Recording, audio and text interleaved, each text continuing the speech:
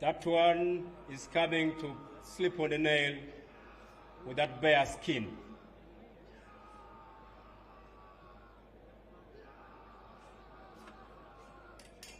And the pangas are going to work on his stomach. Those pangas are real pangas. They can work, as you can see. Sharp panga. Cut it. Now those pangas are placed on his stomach with the sharp ends facing his stomach. And the block will be hit with a hammer, and it has to break. If it doesn't break, they're not leaving that stage there. That's it.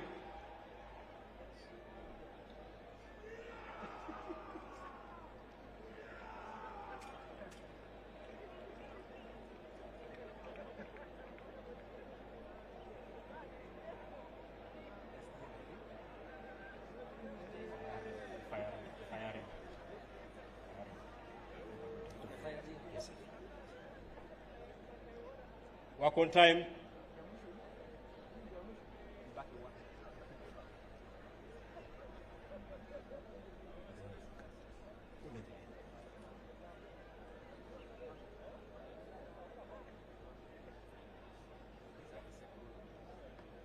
That's the ring of fire, and somebody has to go through it.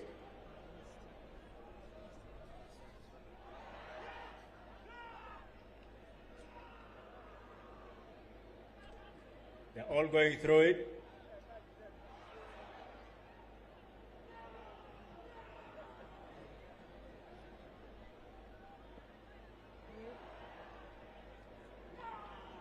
Let's work on time, prepare on the last activity.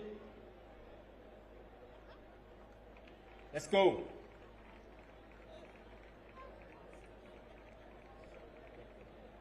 Your Excellency, sir, this last activity is to pay maximum respect to the President of the Republic of Uganda, and those blocks in the hands of those young soldiers are not going to be hit anywhere but on their head, and they have to break.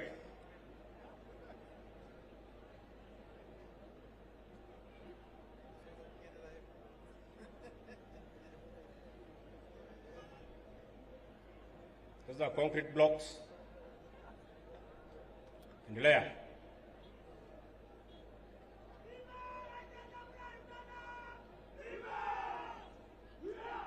On the head, go.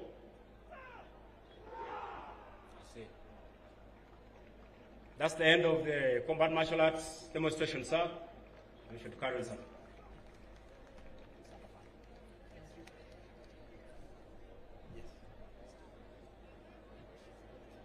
Your Excellency, sir, as we celebrate these 62 years of independence, we are looking back at the words which you said at your swearing in 1986. You said, sir, what you see today is not a mere change of guards. It is not a mere change of guards, it is a fundamental change. Your Excellency, from that time, we saw that it was like an ignition key to the social, economic transformation of this nation, and we have run very fast. Your Excellency, you like reading the Bible. I can compare you with Nehemiah. Nehemiah had to rebuild the walls of Jerusalem. They had been destroyed. He went on and rebuilt those walls with the help of his own people. Yes, he had a lot of threats. In spite of the threats and opposition and criticism, he went on and completed the wall of Jerusalem. And at the same time, he transformed all the systems which had gone bad. These are the words he said at the end. In Nehemiah chapter 5, verse 19, he said this: remember me with favor, oh my God, for all I have done for these people. That is what he said. Remember me with favor, oh my God, for all I have done for these people. Your Excellency, you have not only done this thing for us, but even for Africa and the world at large. Therefore, we congratulate you on this occasion.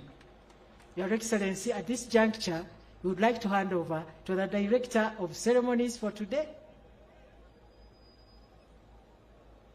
Honorable Millie Babirye Babalanda, the Minister for the Presidency. She is the Director of Ceremonies. I have been one of the Assistant Directors of Ceremonies. My name is Alice Muwanguzi, Special Presidential Assistant in the Office of the President, and I have been working with 2 other people. Your Excellency, my name is Dennis Nyangweso. I am the Member of Parliament for Samia Central, the constituency which is hosting you today. I thank you for coming. On behalf of the people of Samia Central and Busha District, we welcome you, Your Excellency the President. Sir, I have been Brigadier General Felix Kulaije, the Director, Defense Public Information. Thank you all for joining us on this great day.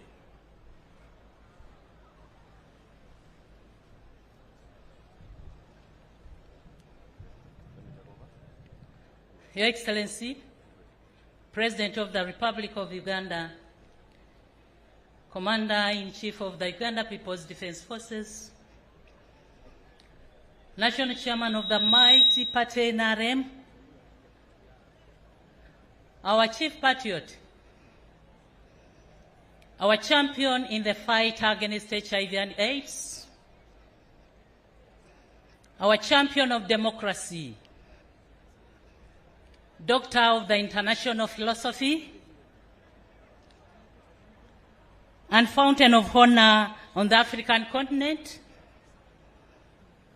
Retired General Museveni Kaguta Museveni, you are most welcome to Busia District. Your Excellency, President of the Central African Republic, Professor Achang Todera, we are humbled for your presence.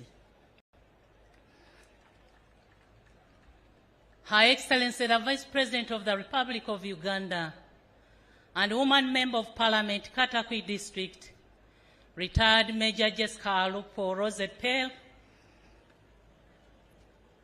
you're most welcome. His Lordship, Alphonse Owinyi Doro Chagamoy, the Chief Justice of the Republic of Uganda, the Right Honorable Deputy Speaker of the Parliament of Uganda, Right Honorable Thomas Tayewa, the First National Vice Chairperson of the NRM Party, Right Honorable Alhaj Moses Chigongo, the Right Honorable Prime Minister of the Republic of Uganda and Leader of Government Business in Parliament and Woman Member of Parliament, Kakumiro District, Right Honorable Robina Nabanja, the First Deputy Prime Minister of the Republic of Uganda and Minister of the East African Community Affairs, and Second National Vice Chairperson of the NRM Party, and Woman Member of Parliament, Kamuli District, Right Honorable Rebecca Litwala Kadaga, the Third Deputy Prime Minister and Minister without portfolio, and Woman Member of Parliament, Mayuge District, Right Honorable Kea Isanga Nakadama, the Right Honorable Secretary General of the NRM Party, Right Honorable Dr. Richard Todwong, Honorable colleagues, the ministers and ministers of state, honorable members of parliament, Honorable SEC members,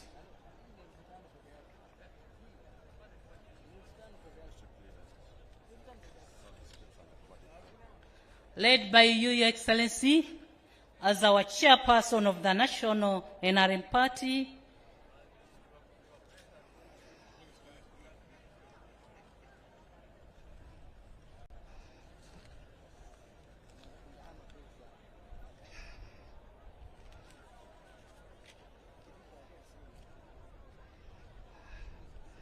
cultural leaders, religious leaders, former President of Liberia, former Vice President of the Republic of Uganda, His Excellency Dr. Gilbert Balibaseka of Kenya, diplomatic heads, head of civil service and secretary to cabinet, service chiefs, permanent secretaries and commissioners, office of the national chairman led by the senior presidential advisor, Namiaro Hadija, together with the Bazukulu, district leadership, sub-county leadership, parish leadership, village leadership, NRM family,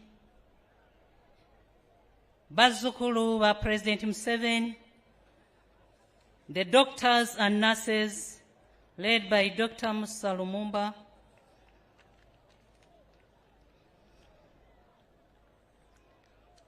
ladies and gentlemen, God is good, and all that time, Happy Independence Day celebrations to Ugandans. Your Excellency,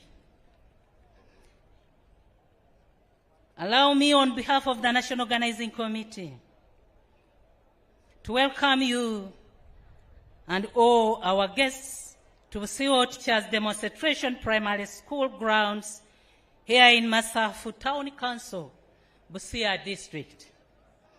You are all welcome to this year's Independence Day celebrations. Abandu bebusiya mulio. Mwebala okuwagira President Museveni. Mwebala okuwagira NRM. Your Excellency, sir, Uganda is marking 62 years of self-rule, and this year's celebrations are coming after exactly 124 years since the signing of the 1900 Buganda Agreement, which is considered the turning point of entrenching colonialism and colonial rule in Uganda. This agreement in me, the people were told to grow a few crops for money and the rest for food.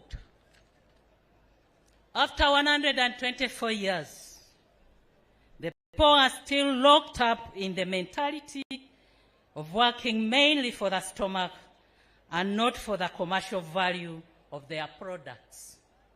Your Excellency, sir, this is one of the biggest challenges that have delayed Ugandans to attain middle-income status. However, I commend the NRM leadership for promoting commercial agriculture and enabling every Ugandan to enter the money economy.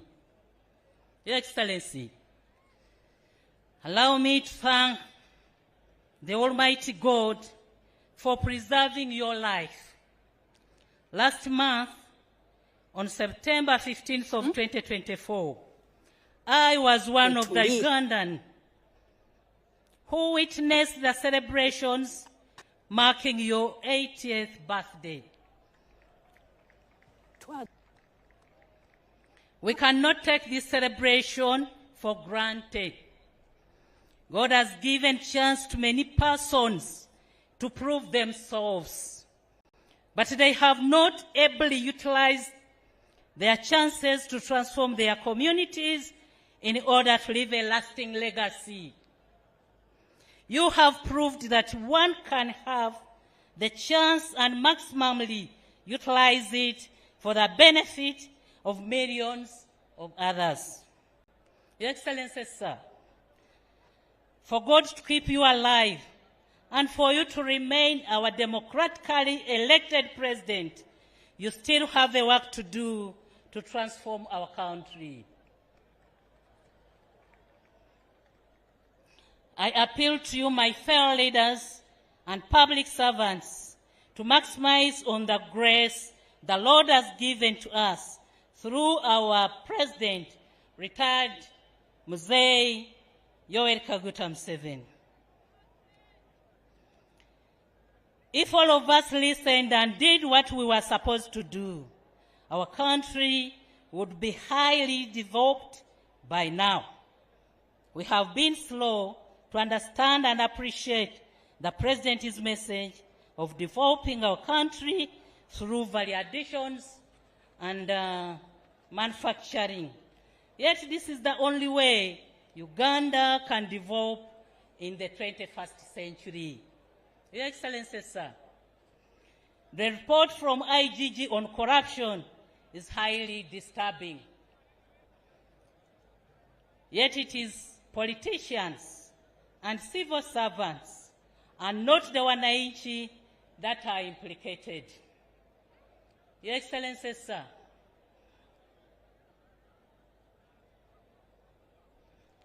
I wish to commend your leadership for the stability and transformation of the country.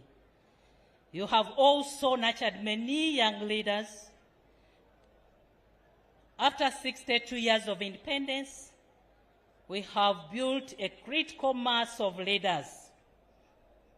The only challenge remaining is to work on their capacity to deliver services to the people. As I conclude, Your Excellency,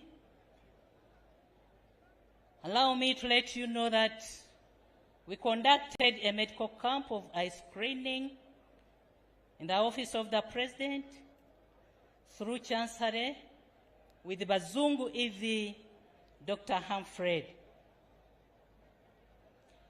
Number of people screened were 1,005.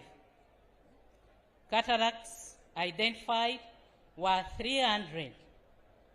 Other surgeries were 105. Reading glasses issued were 700 pieces. Thank you, Dr. Humphrey.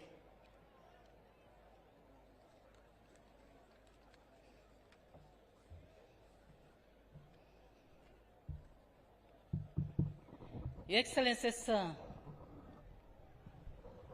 allow me to introduce to you the presidential delegations we are celebrating with this Independence Day. Your Excellency, next to you is His Excellency Professor Faustin Achang Todera, President of the Central African Republic.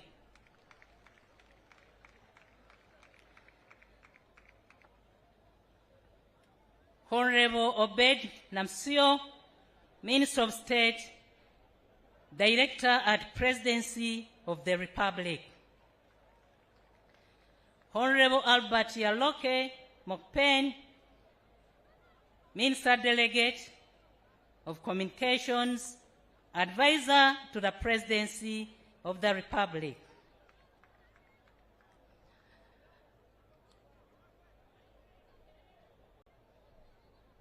His Excellency Fred Mathurin Mapoka, Ambassador, Director General of State, Protocol.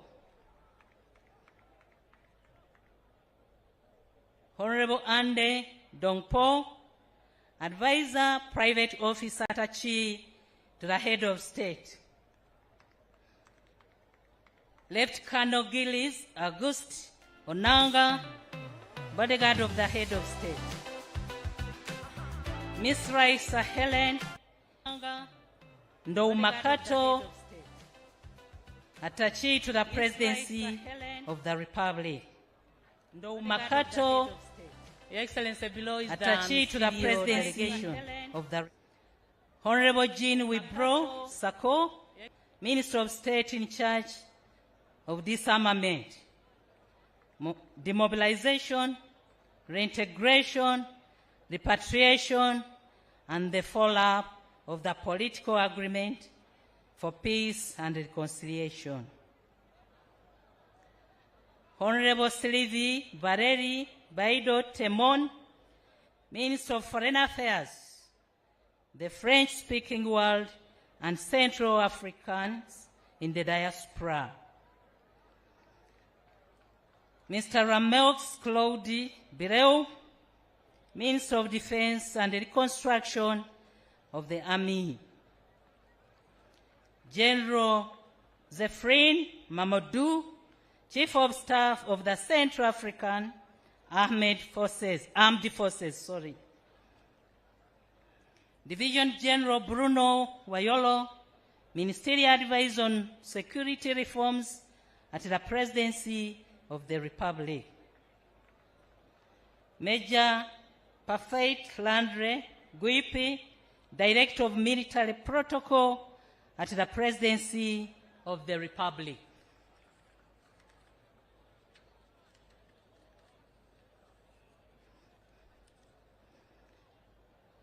Mr. Clark Malthus Urich Sebirot, Aide de Camp to the Minister of National Defense. Honorable Hippolyte Mabo, Director at the Presidency of the Republic.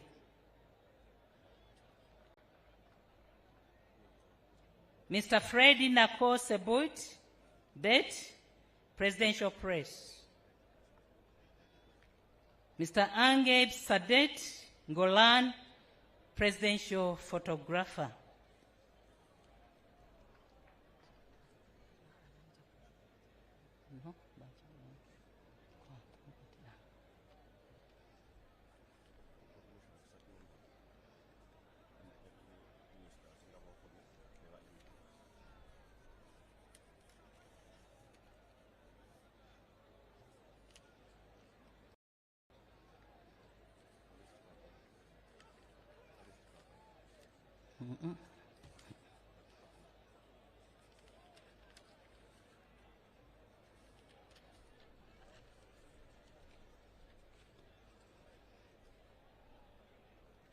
Your Excellency, as I conclude, allow me to let you know that my first posting in government service was here in Busia District as Deputy RDC.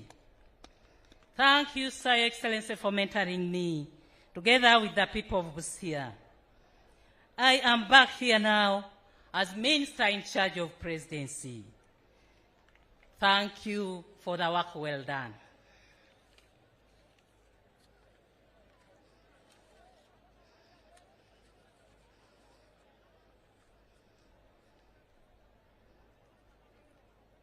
Your Excellency, and with your permission, allow me to introduce to you the Right Honorable Moses Chigongo, the Vice Chairperson. These are members of the Central Executive Committee, sir. The Vice Chairperson of the NRM Party, Alhaj Moses Chigongo, is here with us, Your Excellency. The second National Vice Chairperson of the NRM Party, Right Honorable Rebecca Alitwala Kadaga, Your Excellency, is here with us. The Right Honorable Dr. Richard Todrong, the National Secretary General of the Might Party NRM, Your Excellency, is here also. Honorable Ambassador Nekesa Barbara Oundo, the National Treasurer of the NRM Party, Your Excellency, she's here with us also.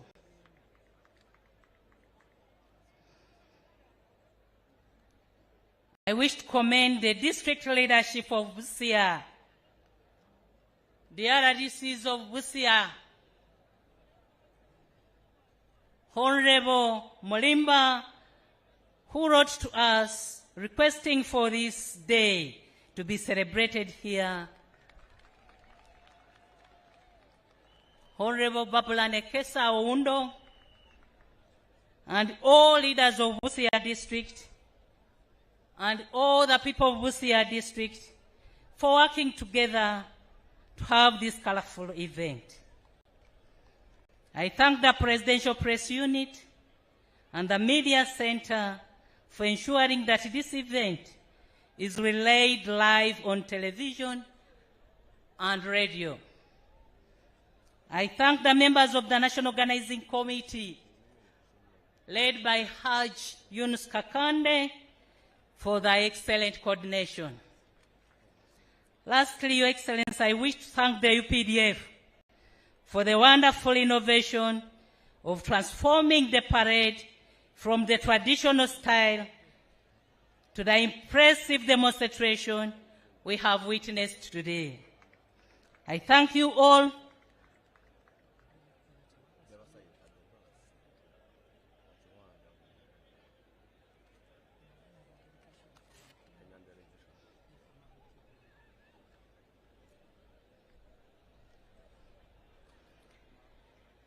Your Excellency, before inviting you, allow me also to recognize other SEC members who are with us today.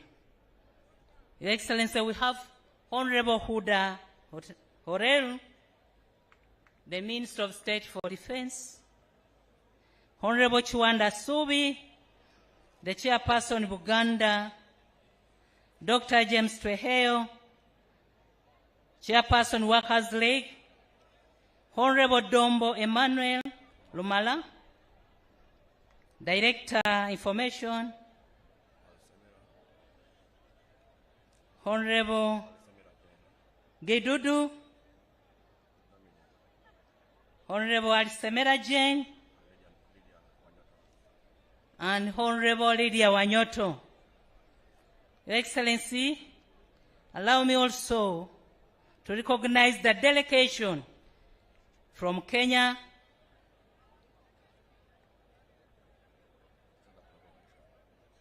can you please stand up for recognition?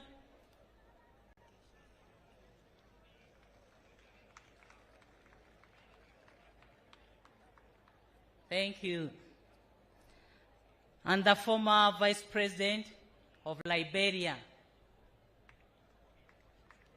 Your Excellency, High Excellency, you're most welcome. It's now my singular honor, Your Excellency, and privilege to invite you to come and address the nation. Thank you for your kind attention for God and my country.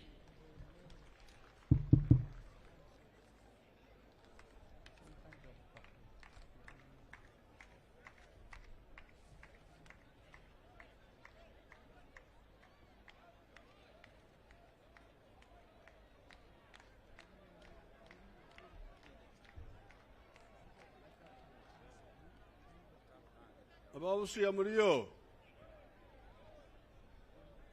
Ababusiya muriyo mutiye. Muri burungi.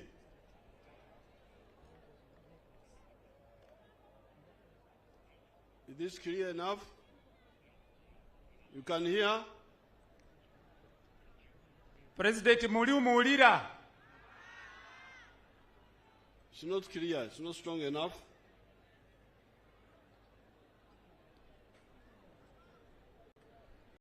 His Excellency Professor Touadera, President of the Central African Republic, Her Excellency the Vice President of Uganda, and all the other state and party leaders, the cultural leaders, the religious leaders, and the leaders of UPDF, as well as all the other political leaders. I will speak in English but somebody should translate later, summary, not the whole speech.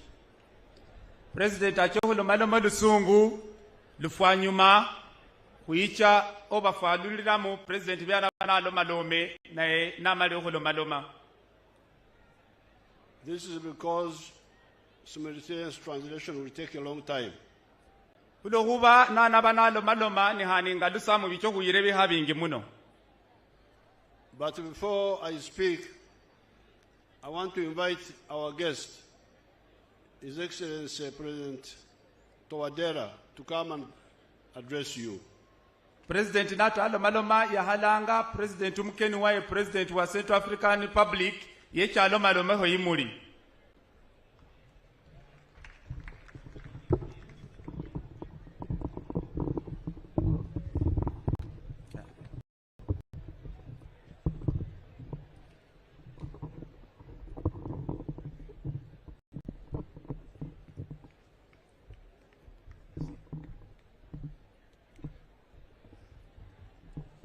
Monsieur le Président, Museveni, peuple d'Ouganda, je voudrais tout d'abord President Yoweri Museveni, the President of Uganda. Je voudrais tout d'abord adresser mes remerciements I would like, first of all, to express my deep appreciation and thanks. Mes remerciements au président Yoweri Museveni pour son Mes remerciements au président Yoweri Museveni pour son invitation. Great thanks to His Excellency President Museveni for his invitation to come and participate in this important celebration. Nous en sommes très très honorés. We are very much honored pour participer à cette célébration de 62e anniversaire de l'indépendance de l'Ouganda. We are indeed very blessed to be present in celebrating the 62nd independence anniversary of his country. Nous souhaitons donc bon anniversaire, bonne fête de l'indépendance à tout le peuple ougandais sous le leadership du président Yoweri Museveni, qui est le leader incontesté, le leader du panafricanisme, de la lutte contre le colonialisme et le néocolonialisme. Allow me to specifically thank President Yoweri Museveni for effectively representing the people of Uganda since many years, and to thank the participation of his people in celebrating the 62nd independence anniversary today. Qui a su transformer l'Ouganda, amener la paix, consolider la réconciliation. He has indeed transformed Uganda into a good country of national reconciliation. Nous sommes venus ici parce que c'est un modèle et que c'est un modèle qui nous inspire. We came here because he is a person that inspires us a lot.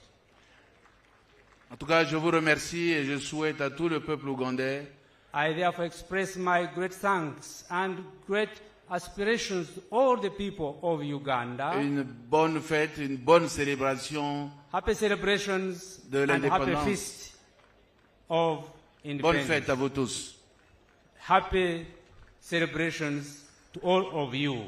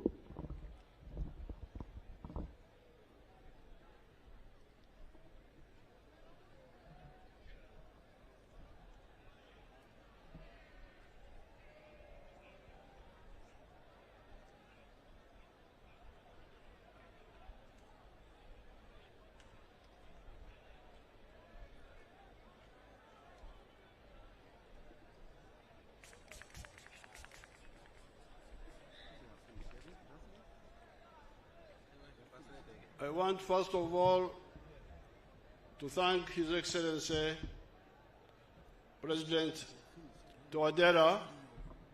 Je tiens d'abord à remercier infiniment le président Touadéra. You don't have to translate because he has got this. You can translate. Central African Republic is just after Congo and South Sudan.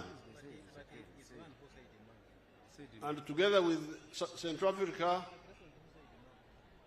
we want to persuade the government of Congo and the government of South Sudan that we work on the roads from Arua to Isiro in Congo to Obo in Central African Republic.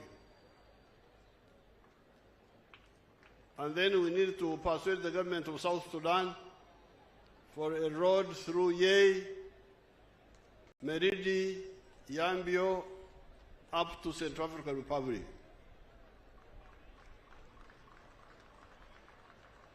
Then East Africa will be linked by road at least with Central African Republic and beyond. As we are working on that,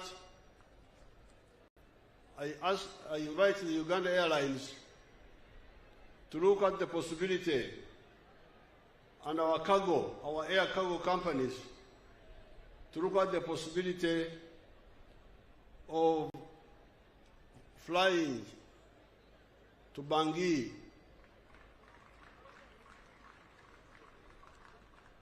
a few times, even if it is not daily, but some few times, so that we can link up with our brothers there and sisters. Secondly, I want to congratulate General Museveni, the new CDF, for rationalizing the parade.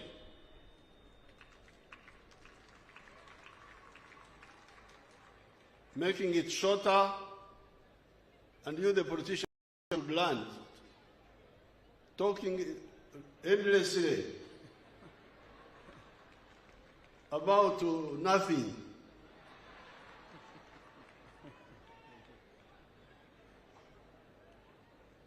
I want to congratulate the army.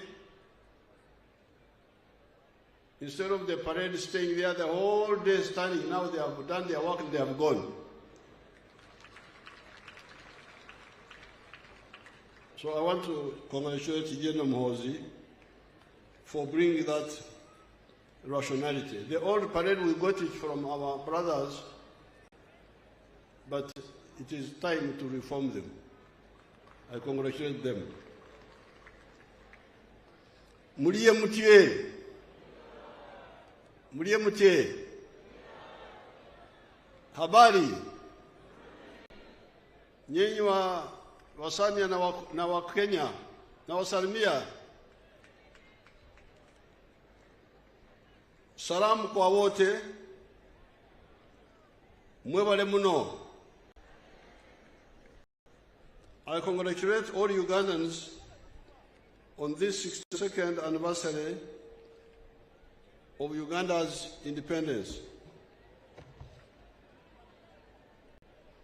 As I've told you many times, at Uganda's independence, our economy was a typical colonial one,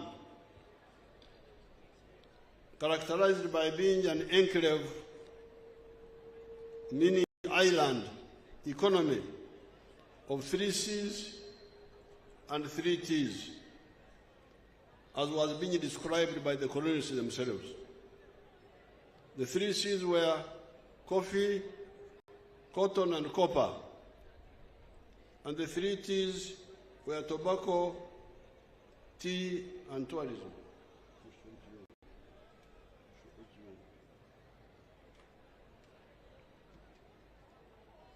These formed a small island of modernity and money economy, surrounded by a sea of no money, subsistence economic activities, underdevelopment, and poverty.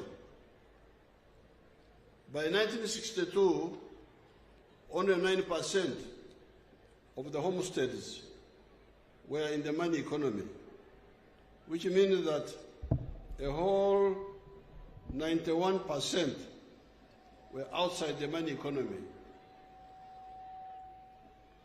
Being outside the money economy meant poor housing, no education for the children, no clean water, poor nutrition, poor health, and poverty. On account of the wrong ideology of the politics of identity, tribes, religion, and gender chauvinism, the country was divided and unstable.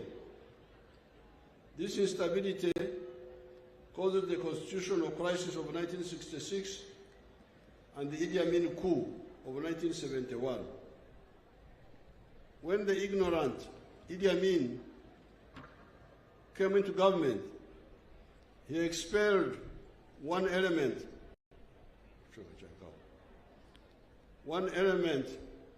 of our entrepreneurial class, the Asians. And by 1986, when the NRM came to power, the small colonial enclave of the 3 Cs and 3 Ts had collapsed. Only coffee and tobacco were still limping on. The whole economy had been informalized into magendo, smuggling, chibanda, foreign currency black market, and kusamra, speculation. There were acute shortages of the so-called essential commodities. These were sugar, salt, paraffin, soap, textiles, human and veterinary drugs, etc. All these were being smuggled into the country because all the factories and all the former channels of importation had collapsed. Fortunately, having been in the resistance struggle since the 1960s, by this time we had distilled the 3 historical missions which we thought were the mission of the African freedom fighters. These were prosperity, strategic security, and using the brotherhood of the African people to achieve the two. The question was, and it still is, did Africans need and deserve prosperity and affluence just like other people in some few places in the world were enjoying by that time or not? Swala lilikuwa Mwafrika anastahili kuwa na maisha mazuri, maisha ya utajiri, au ni lazima abaki kwenye umaskini? Hili lilikuwa swala la kwanza. Wakati tulikuwa tunaangalia maneno yetu ya hapa.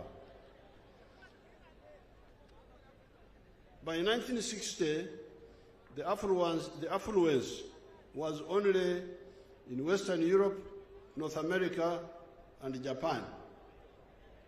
Mwaka 1960, sehemu 3 za dunia peke yake ndizo zilikuwa na maisha ya utajiri. Europe Magharibi, North America na Japan. Wengine wote walikuwa kwenye umaskini wakati huo.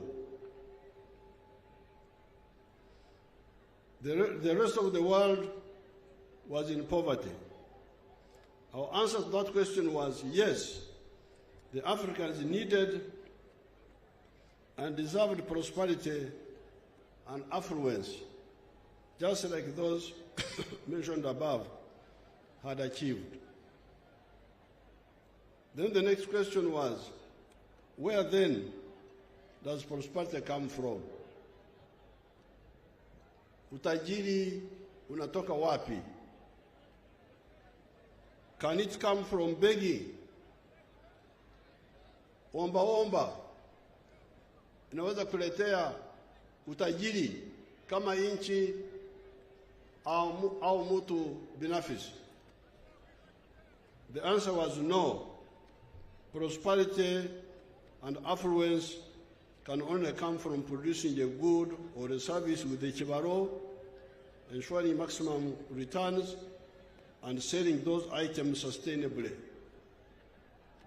Jibu letu lilikuwa kwamba utajiri unatokana na kila mtu mzima kushiriki kwenye kuzalisha bidhaa au huduma na kuuza hizo bidhaa na watu kulipa kwa huduma yako ambayo umewatolea.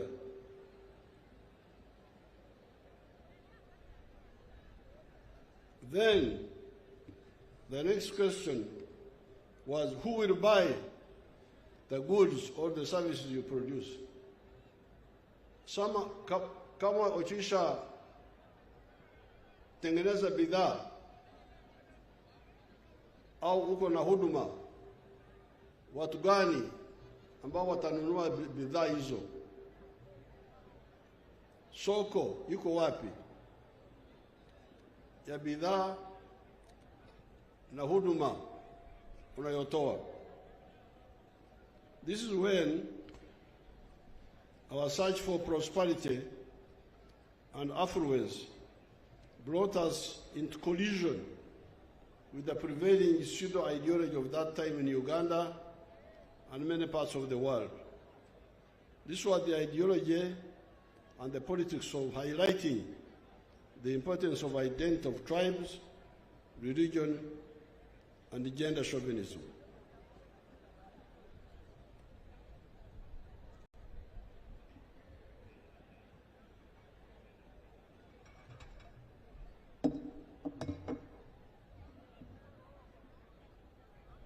Kawa inanisaidia kwa throat.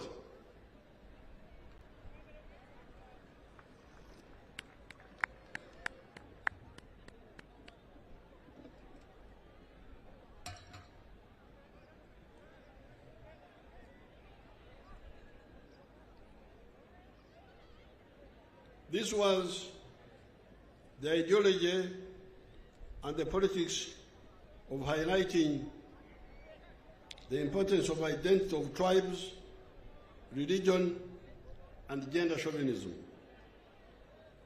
We discovered that in the case of Uganda, people of the same tribe or locality tend to produce similar products and therefore cannot easily buy from one another. Therefore, it was clear that in the case of Uganda, once a zone produced goods and services, the next assistance to the effort of wealth and affluence creation would come from other zones of Uganda, most probably other tribes of Uganda, in the form of buying what was produced. That is how Uganda, as a country, became very crucial for the wealth creation of the different zones.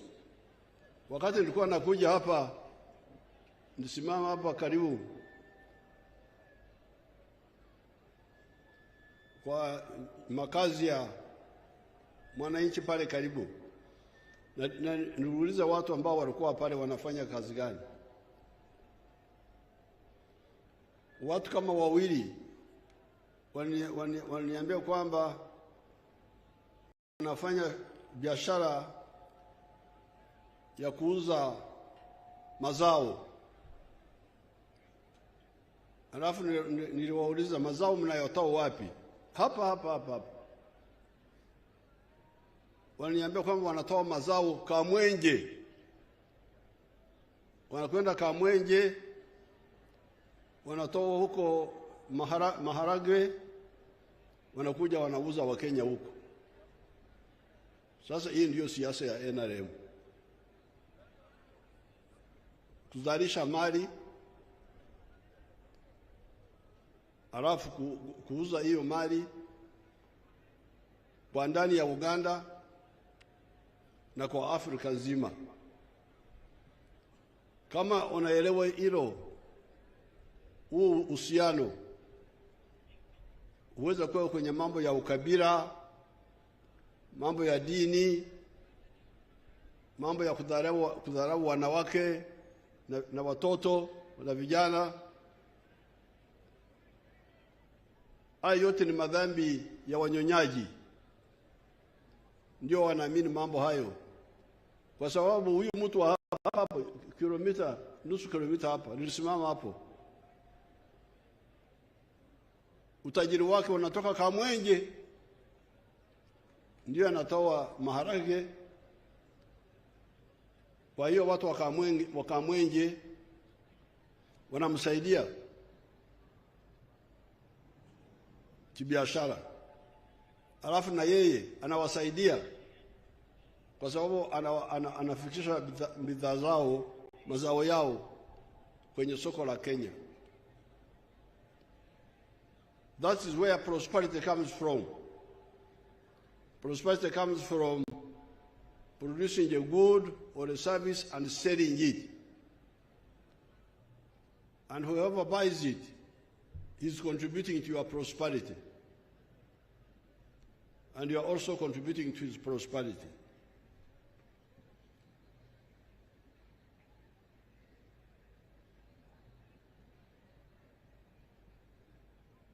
We discovered that in the case of Uganda, people of the same tribe or locality tend to produce similar products and therefore cannot easily buy from one another.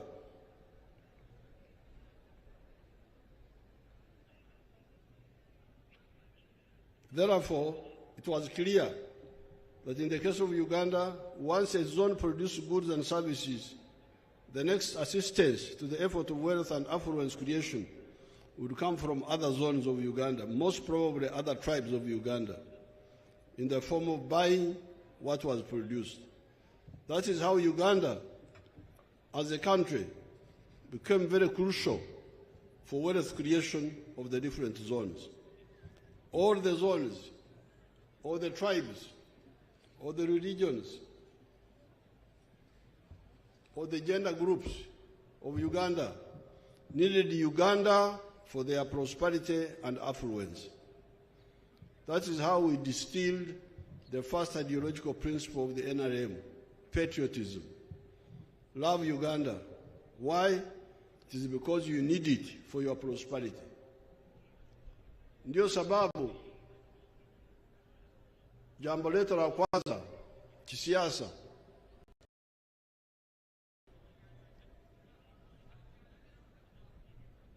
ni jambo la uzalendo. Lazima upende Uganda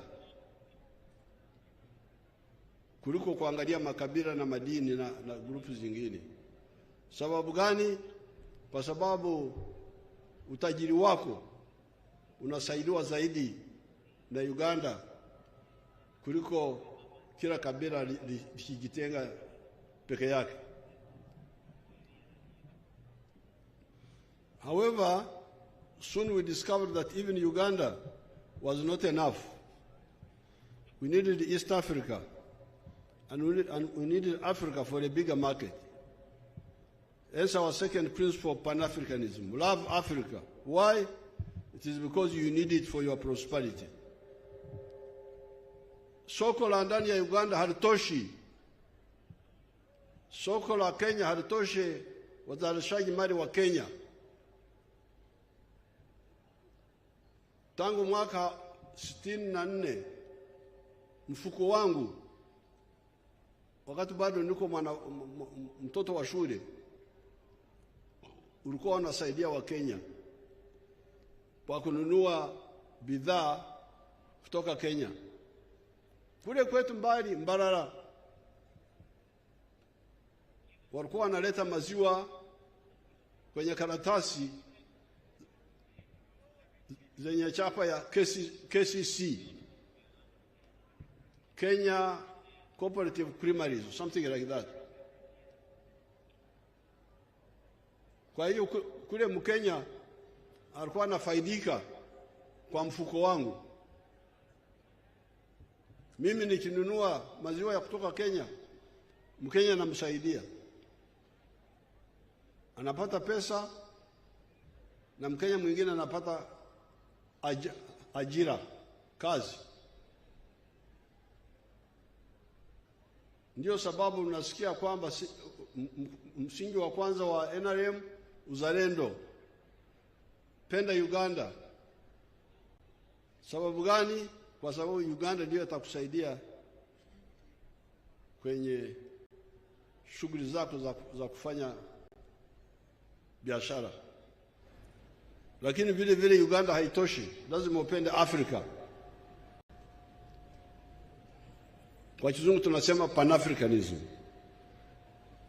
We needed East Africa and we needed Africa for a bigger market. Hence our second principle of Pan-Africanism. Love Africa. Why? It is because you need it for your prosperity. We then realized that you cannot produce modern goods and services if you do not promote socio-economic transformation from the capitalist modes of social organizations. Hence our third ideological principle of socio-economic transformation. Waziri Mire Babaranda alikuwa anaelezea jambo la kufanya kazi za kutumikia tumbo peke yake. Kwa lugha ya Wagwere ambao wanaishi hapa karibu, wanasema okora ekida kyonka. Abagwere abasami baloma batya oholera enda yongane. Oholera enda enda yongane. Oholera enda yongane. Yona ni. Yes. Mfuse musamia. Lakini ile msemo wa Wagwere ndio rais kwangu. Okore chida chonka. Tena kwenye Japadora wanasemaji, najua kwa Achori, teach me each keken.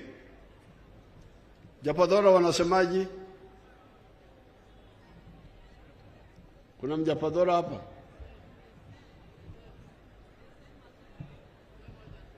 Where is my talkative girl? Opendi.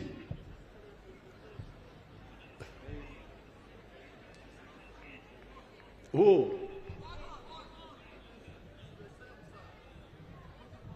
Like actually. You go and tell us on the microphone.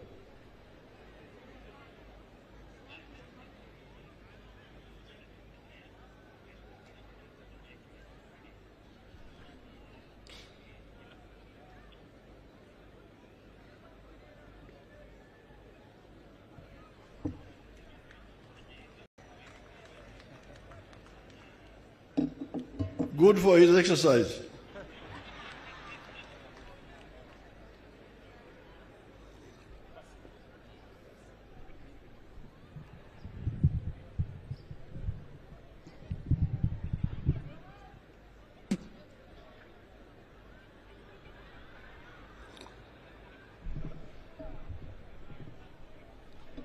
Your Excellency, it is teach ma ijokende. Very good. Even in Acholi, we understand the same. Very good. So the Acholi version is the one I have mastered. Teach me each keken. So, tukizungumzia NRM kushughulikia jambo la masoko, soko la Uganda, kutengeneza barabara, kutengeneza umeme, kuleta amani, tuweze kuwa na shwari kwa nchi yote. Bila wewe kugeusha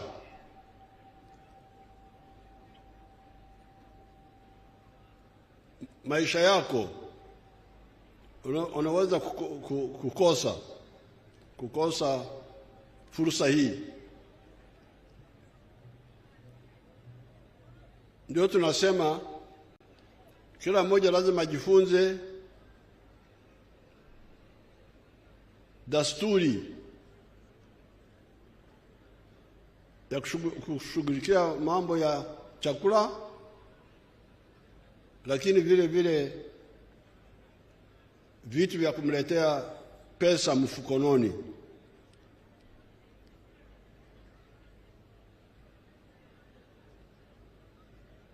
Na umesikia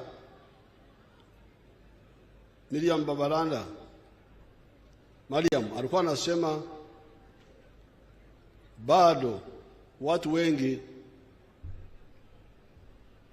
wako kwenye hali ya kutumikia tumbo peke yake, na baadaye nitakuja kujigusia. Therefore, our third ideological principle is social economy. Mtoke kwenye hali ya kutumikia tumbo peke yake, mwe kwenye hali ya kutumikia tumbo na kitu cha kuweka mfukoni.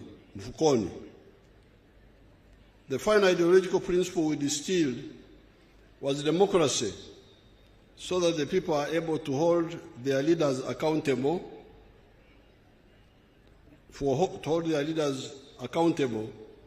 for their actions or inactions.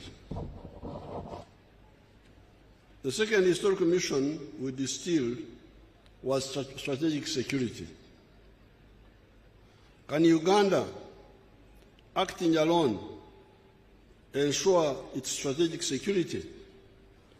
Or do we need regional and continental efforts? We have analyzed this issue in different documents, and our views on this are well known. You must be following the developments in the world, where some actors are aiming at achieving what they call four-dimensional superiority. Superiority in land forces, superiority in the air, superiority at sea, and superiority in space. Where does that leave Africa? Can Uganda, acting alone, even when it becomes a developed country, be present decisively in these four dimensions?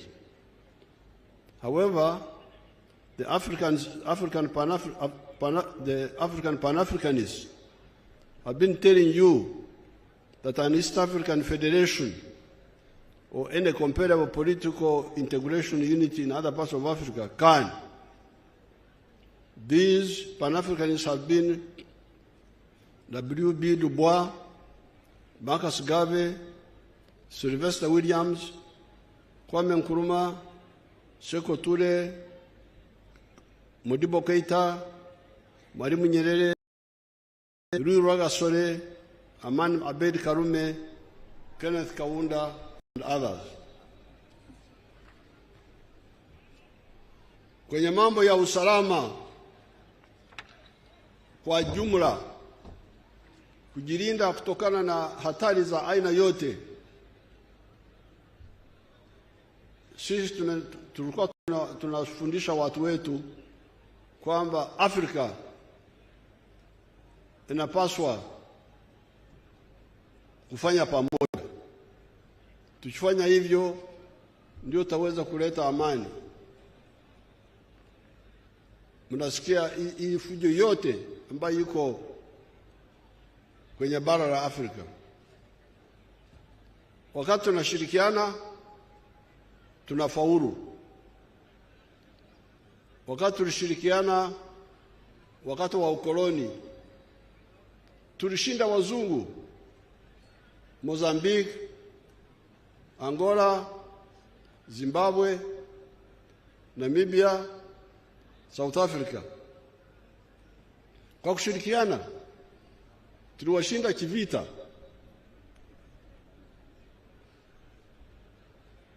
Kwa hiyo matatizo mnavyosikia Afrika ambayo bado yapo ni kwa sababu kosa moja ni kwa kutashirikiana. Ndio nimefurahi kuona rais wa Central African Republic kuja hapa kusudi tuzungumzie mambo ya kushirikiana kwenye mambo ya aina mbalimbali ikiwemo usalama. The third historical mission that we distilled was the similarity and linkages among the now 1.5 billion people of Africa. You always hear stories of the parasites, of how Africans are divided among tribes that are always fighting one another, etc., etc. The NRM, being the force of wealth creators, right from the beginning, held in contempt these positions. In reality, the now 1.5 billion people of Africa belong to 4 linguistic groups. The Niger-Congo, those are the Bantu and the Kwa, the Nilo-Saharan, the Afro-Asiatic, and the Khoisan. Besides, you find linkages among these groups, like I was amazed to find that the Somali word for cow is Sa. The Bantu dialects of this area call cow dung Sa, Obusa, Amasa, you know that very well. Yet the Somali language would be a part of the Nilo-Saharan, while the Bantu dialects belong to the Niger-Congo. Above all, our ancestors at the coast of East Africa developed for us the neutral, non-tribal Swahili language that can easily unite East and Central Africa, if not beyond. It is therefore feasible to use the similarities and linkages among the 1.5 billion Africans on the continent to achieve powerful economic and, in some cases, even political integration to ensure our prosperity and guarantee our strategic security. Hapo sisi watu wa NRM mu Uganda bagamba nti tuzimula. Tunaona kama na aibu watu ambao hawaone uhusiano wakati wa Afrika na umoja wao. Hapa Uganda kuna Wasamia, Kenya kuna Wasamia. Kuna Waluo hapa Kenya, kuna Waluo wa kwetu, Wajapadora, Wacholi, Walangi. Wateso wako huko, Wateso wako Uganda, Bagisu na Baluya wengine. Kwa nini watu wa Afrika hawatumia umoja huo kushughulikia shida zao? Hii ndio line ya NIM, kutumia undugu kushughulikia mambo ya utajiri na mambo ya usalama. Bahati nzuri tuko hata na lugha ya Kiswahili ambayo haina mwenyewe. It is not a tribal language. With the 4 ideological principles and the 3 historical missions, we have been able to achieve progress in 5 phases. These phases were the minimum economic recovery to bring back the small colonial island of the 3 C's and the 3 T's. Phase 1. Phase 2, expanding the small island of the money economy. Phase 3, diversifying the economy. Phase 4, adding value to the raw materials and promoting industrialization. And 5, entering the knowledge economy.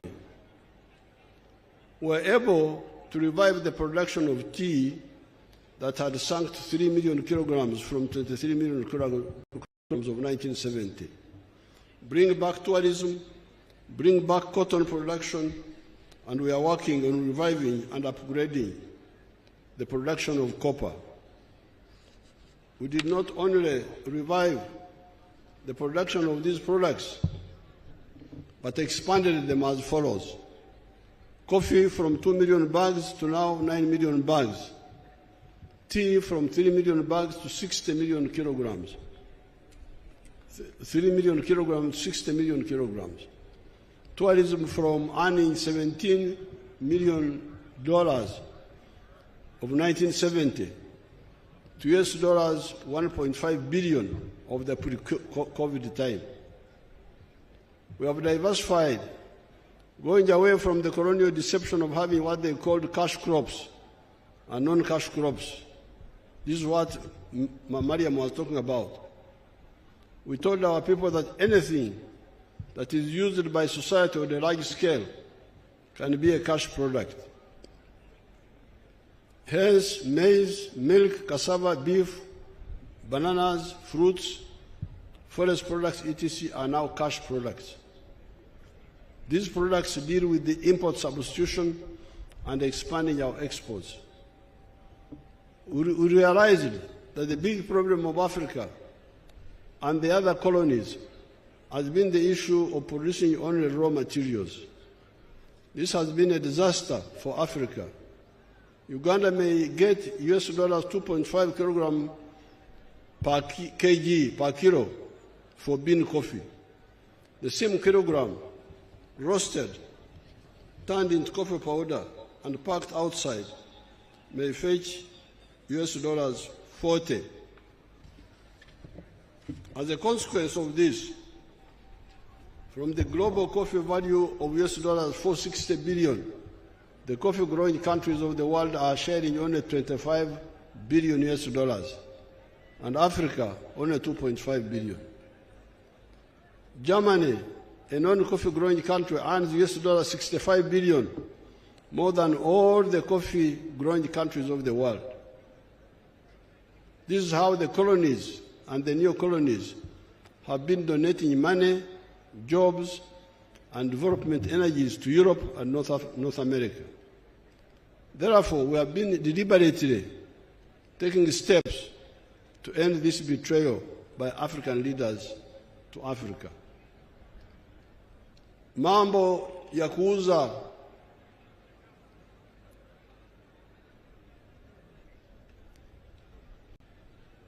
raw materials, ekigambo kye nakozesa eri mu Kampala ekifaanana nga kino kyali kya omuntu okutunda amabidde. Nannyini lusuku alina amabidde, mu kifo ky'okusogola omubisi n'ajjamu omwenge, ayinza n'okwongeramu n'afumba n'ajjamu kali akabatira ddala.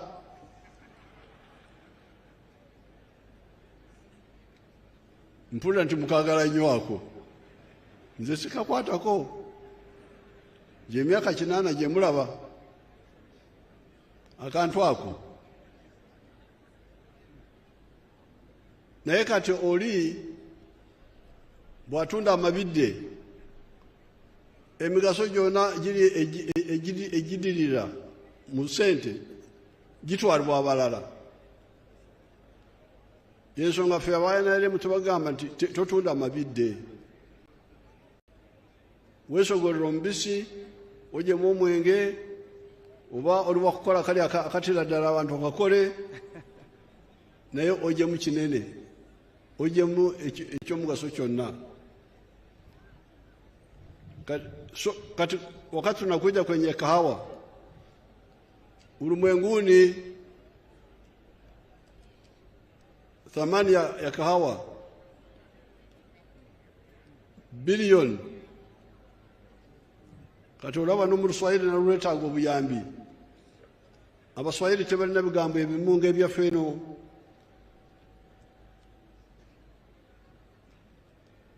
kama sisi watu wa bara obu bilioni tugiita akawumbi kati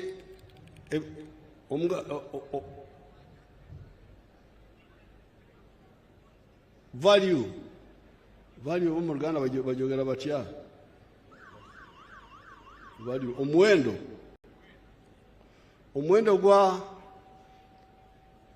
gw'emmwanyi mu nsi yonna buli buwumbi 406 naye kwezo obuwumbi 406 ensi zonna ezirima emmwanyi Brazil naffe ffenna tugabanako obuwumbi 25 bwokka mulize obutemu buli awo omuwendo gw'omwanyi mu nsi yonna obuwumbi 406 naye ffe abalima emmwanyi tugabanako obuwumbi 25 bwokka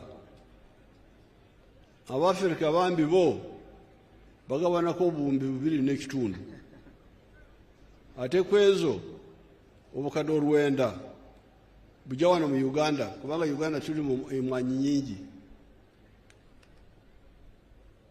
kati niwasanga ensinga Germany etalima mmwanyi bo bafuna obuwumbi 65 okuva mu mmwanyi lwetwalo lwemuwulira abalala lwebajereka nti ffe abaana ba NRM tetusobola kukkiriza ekyo tulina okukalanga emmwanyi zaffe tulina okuzisa tulina okuziteeka mu bupapula ffe ffennyini bwe tukola ekyo mu kifo kya ekiro okutuweereza $2.5 oyinza kujja mu bilioni 25 dola 25 oba okusingawo naye ate ebweriyo bo bayinza kujjamu dola 40.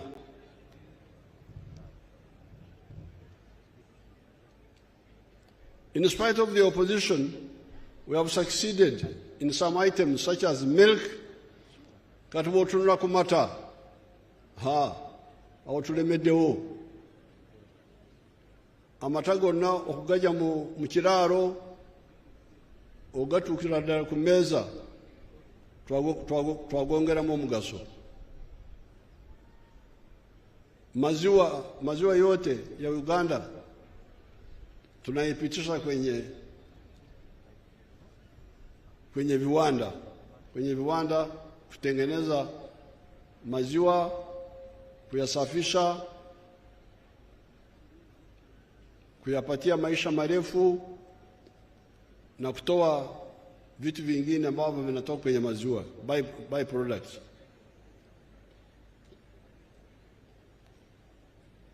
Therefore, we have moved on the milk, textiles, tin, cement, wood products, maize, gold, cassava, etc. We shall cover the entire spectrum of the raw materials. Our next target is coffee, copper, and iron ore. We are developing a complete vertically integrated program of these items. Finally, we have entered the knowledge economy of automobiles, vaccines, pharmaceuticals, computer assembling and eventually manufacturing. Oba bakita screen bagita batya mu Uganda. Muyinza kutulaga emmotoka zaffe ez'ejjinja. Abaana Uganda kati mukola motoka.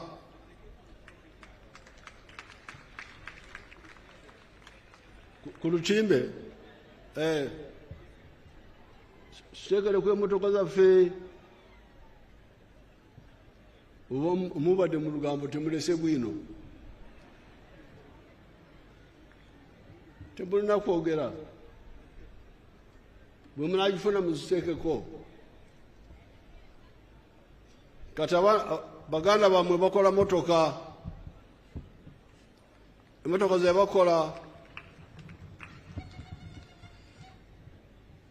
bakola twazituma erinnya Kiyiira omuga gwa Nairo.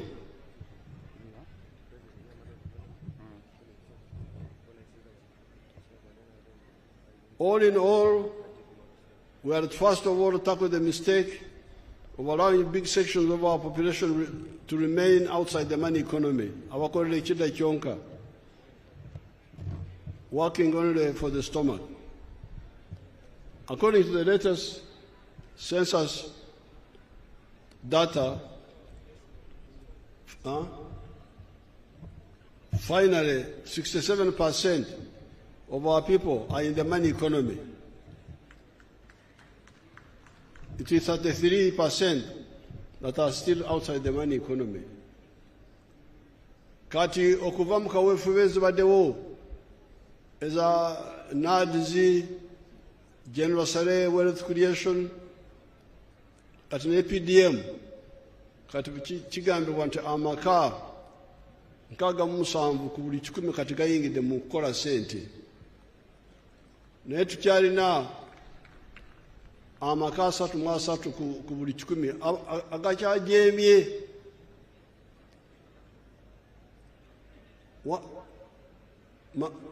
Makazi ambayo yameingia kwenye shughuli za kufanya pesa sasa ni 67%,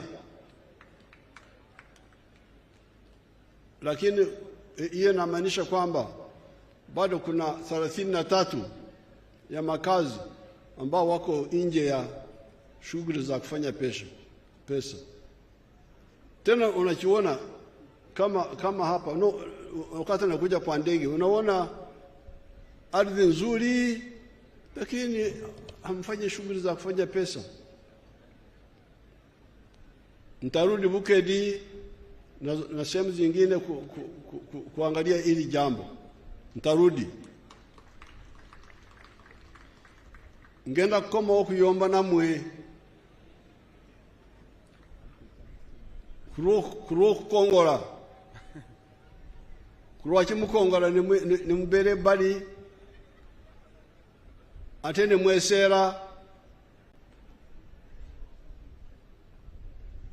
ne mutenyigira mukaweefube okukola sente ne mulera obwavu mu maka gammwe.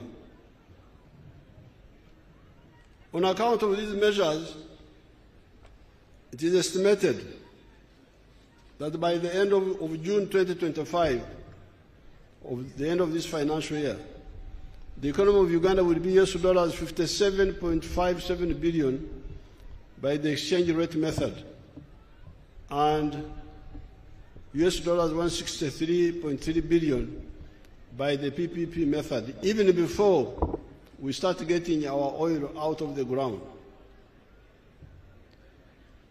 With the vigorous implementation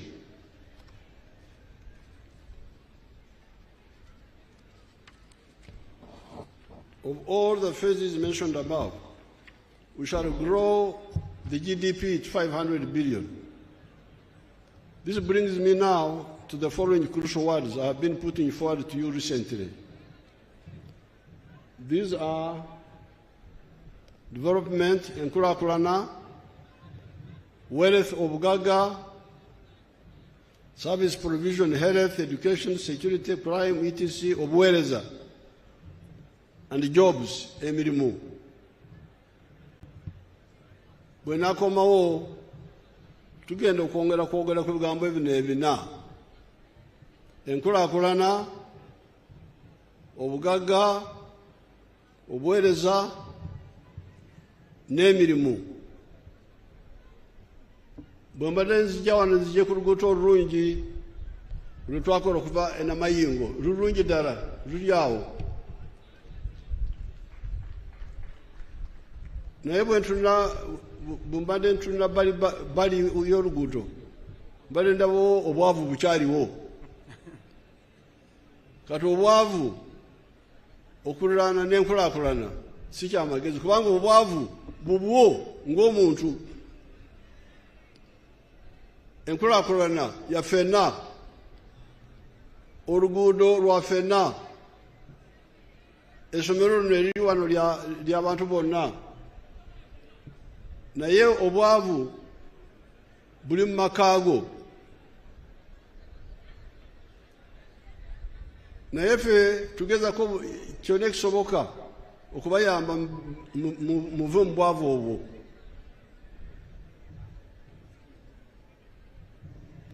Ate bwe mukola eby'obugagga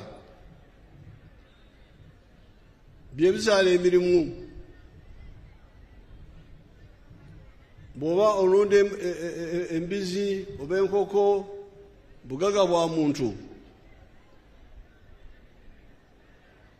Naye ogenda kusanga omuntu oyo akozesa abantu 10 mu faamu egyo. Ekitegeeza nti obugagga bwa gundi buzadde emirimu. Singa abantu bangi bakola ekyo tugenda kusanga emirimu gisinga abantu obungi. Kyekyo kyemusanga Japan, kubanga Japan bali obukadde 127, naye abaana Abafrika bagenda eno bakuba ekyeyo. Emirimu mingi okusinga Abajapan.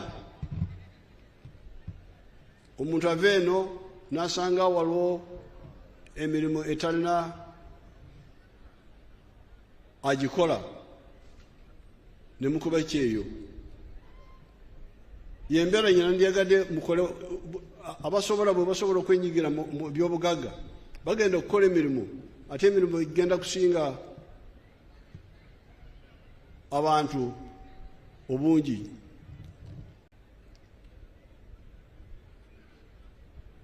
Public service jobs are only 470,000. The majority of jobs, therefore, must be in the private sector. Already manufacturing is employing 1.2 million people. Services, 5 million people. And yet, this is just the beginning. This is the general message of the NRM. Si kituufu okulowooza nti gavumenti yegenda okukozesa abantu bonna, kubanga emirimu gya gavumenti gimanyiddwa. Ow'omuluka ali omu, ow'egombolwa ali omu, DC ali omu, omubaka wa constituency wa parliament ali omu. Ne bw'ogenda ku basomesa waliwo ekibalo.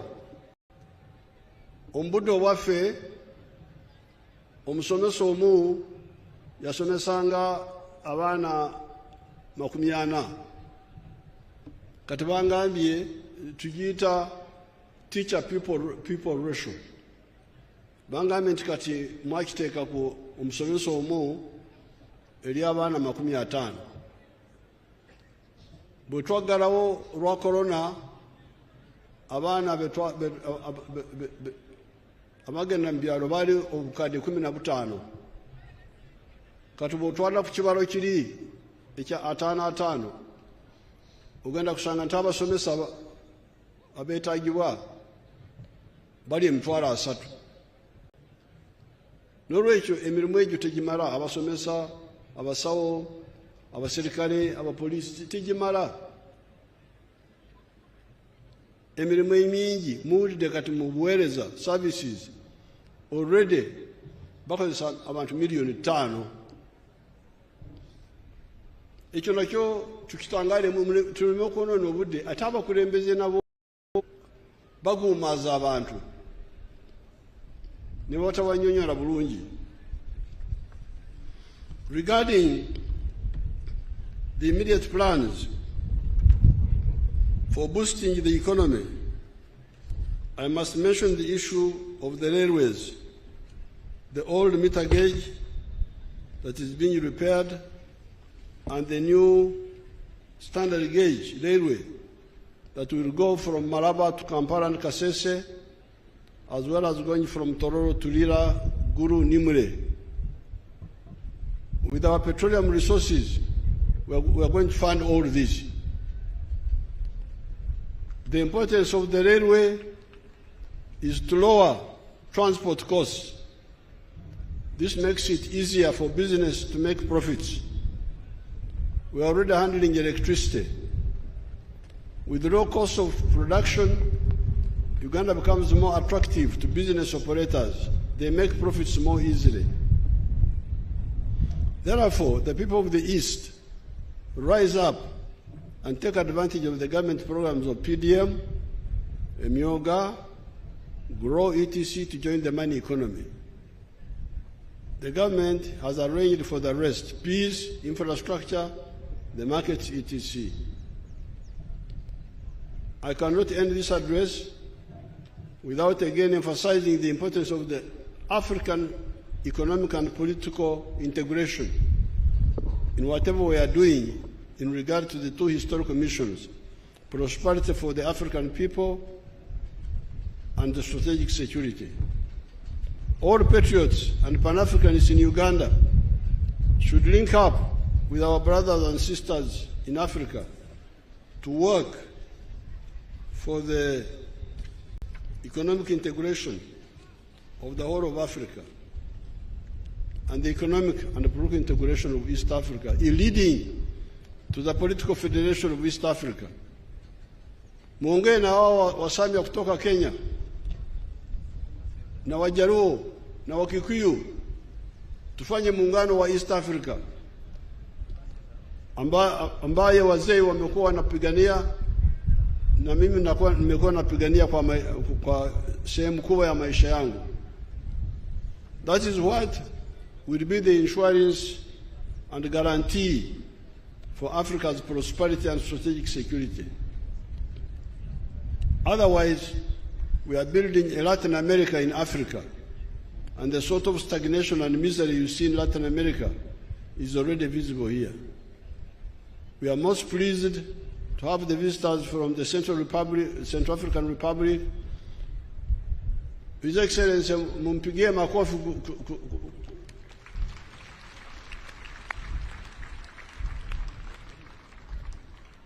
The Republic of Liberia, our daughter, the former Vice President, and our ndugu zetu wa Kenya, kutoka Kenya. Wa Kenya mnakaribishwa. Thank you for coming to join us. We are always ready for the Pan-African's effort of integrating Africa economically and in some cases politically. I thank everybody. Thank you very much. Omusamya President Yahamala okulomaloma abolera ati kuicha okukyusa byalomalome kukyobibisya mu bwangu muno.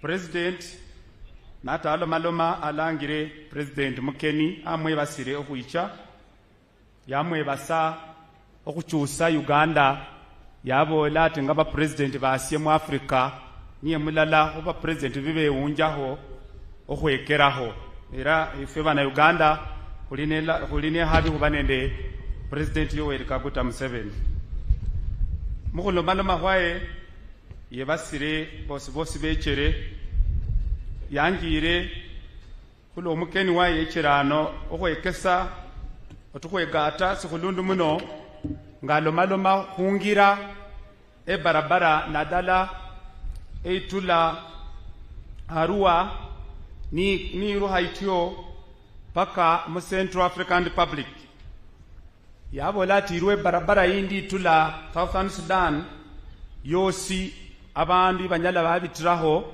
bola Central African Republic ngasiye kesambwe engira ni cherima abana Africa bosibosi basobola oholera lala mungenda nende okesa ebya makusi kabwe abolere kwesho ati acho kubona Uganda Airline endege efwe yabana Uganda okubona mbo yikulaho olukendo olucha mu Central African Republic nene ndege ekinyala kyakinga bya makusi kutusa mu Uganda okuyira mu Central African Republic yebasire komanda wa mae kula paredi mu bwenano yabola ati amaye karibuya kula komanda muyaha musyo kuboneraho abolera ati paredi mwayiwenenge aba mae ni babao paka paredi liwa ne hulo buyaha ba paredi ni bamalire bakire ohole mirimo kindi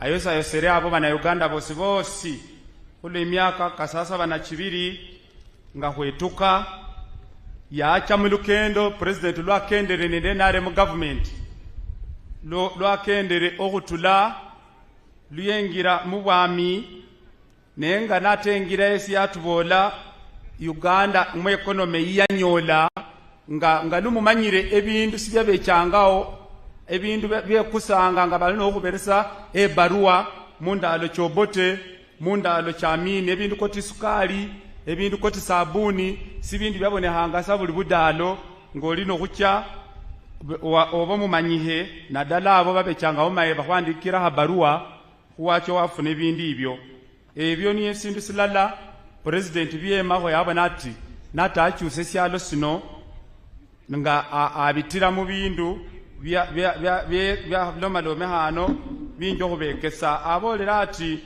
munkaga mubiri abandu bali nga bakendera kusende man economy bali bandu mwenda humya bongane abandu kyenda mwemu bosibosi bali bandu batadiranga hesende nenga balima balya nga lwabolere oholera enda yongane enda alecho president natechaho esyalo sali senyasi hanga siriho obutuki buhumanyana obwedini nende obwa bahaye na okusosola bahaye na basacha nende mubandu kumanya oti eoli munesi eoli muganda eoli omunyankole ebindi byo becha byatabula abana Uganda ngefo syo kweunja omudamwa kwefwe esitugata silalanisi president abolera ati nabere niecha yechere yabo nomundu ahola business anebusia namutebera nebusiho ati ukulangena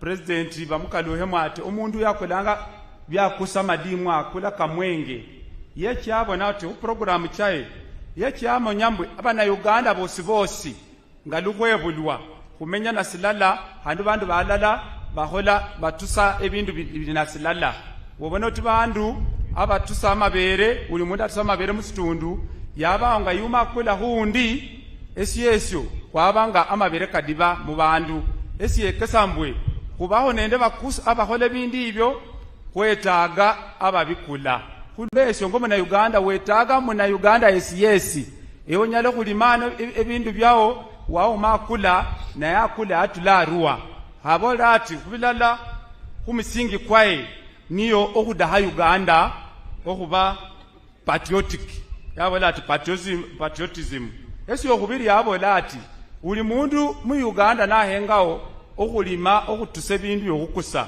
akatali mu Uganda sihamala sakira abola ati kwetaga abasiefe ebe byalo bitulwanirano Kenya, Tanzania, Sudan, Congo, East Africa and kwetaga Africa ulo kuba kwetaga bandu banyalo khosesa bindu byefwe ebingi muno handi fwese kwakule bindu mu Africa yosi ulwesyo abolera ati niyecha mukinana mu mukaga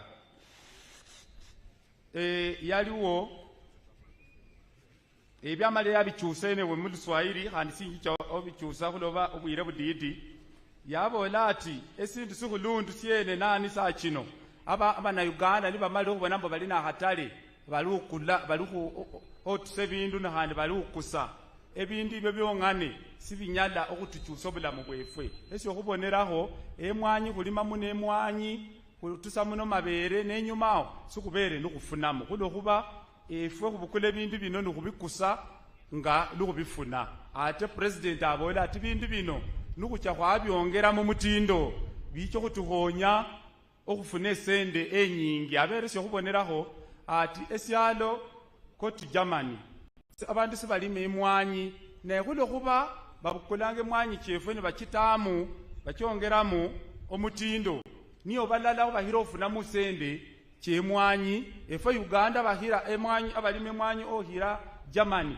kufuna esende kitola emilioni ndala ebilioni ndala ya dola kuli ku milioni 900 ate Germany sayongane musi okuboneraho ifuna ebilioni 65 ate yo ikhosese mwanyi kyefu kyuba lukukulirano yabola ati esyo okubiri amabere niyabona ati mabere abantu bali na mabere mangi muno yabona ati mabere musimanyire kafa mangu handi nabandu abakakula babadidi yabola okwongeramu omutindo okubona mbwe ebindu bingi muno ebituwa byonyala atusa mu mabere yabola ati silala ku bindu government biholere binyala okhola niyo limengira okuleta amasanyalazi okuleta machi eyo niyo alangire ehulahulana nehulahulana yongane sireta bugaga esindi sitokuleta obugaga niyo omundu abuludalo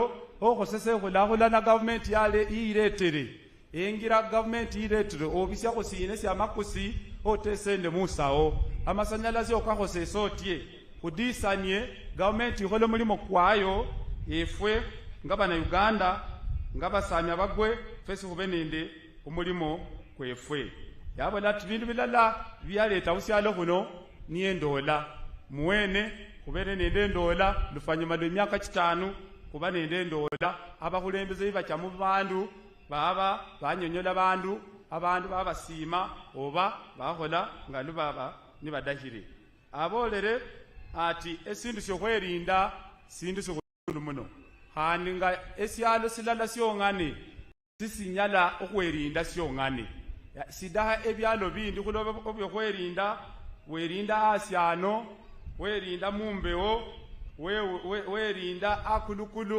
webiresira werinda kunyanja so ebyo byosi ngesyalo silala syongane sonyala woseresa sakira kwetaga basiefwe abe byalo bindu kutalala makesi okubona mbwe kwerinda kwabona mbwe yuma abantu batwingiramu bosa ku bandu befwe obudinyu abolere ati ebindu koti emirimo sikimala government irine emirimo emitwalo kanene nde musanvu naye abana Uganda abadahe emirimo bangi muno kulwesyo emirimo kucho kifuna kutye emirimo kucho kifuna ni government ngadwiri ukolanga iti okuyamba abaleta nesende kyabwe otawo maholero okuberesa abana befe emirimo yabola ati eyo sector eyo okola amaholero already iruberesa abantu emirimo emilioni 2 no comparing nende emitwalo 7 abakosi ba government bosi notero hotula kuba parish chief kuola kulu fwesi huli kuba member ba parliament so ekyo mirimo sikimala yabola ati sindu sinyalo kuleto mirimo niye bandu kwehosesa government yaleta program nyingi muno omuli PDM omuli emyoga omuli esende kibaletere kino kyabahaye ekya grow ekyabaraga nende kyabahasi abantu bakukole hakisa bahosese esende ekyo bakyo kwanje kwehosesa yatubola mbwe kwesyo syongane bandu kwehosesa orede bandu emilioni 5 kiri kweholera okwefunisa emirimo abawulira message ya president batamuhola nga cha alala nende program cha government nadala eya chusino ya PDM abola ati esa kino kuno kuba NRM government iholere muno ebindu bindu babolerange ebyo abana Uganda esa kino tulaho lulanga lubali mwenda libonga nene bali mumane economy esawa kino nkaga mu musambu huumya at least bakonya hosende musawo nanu olukendo luli kuba no batakonanga hesende musawo abali asatu musatu huumya ndala abandu abo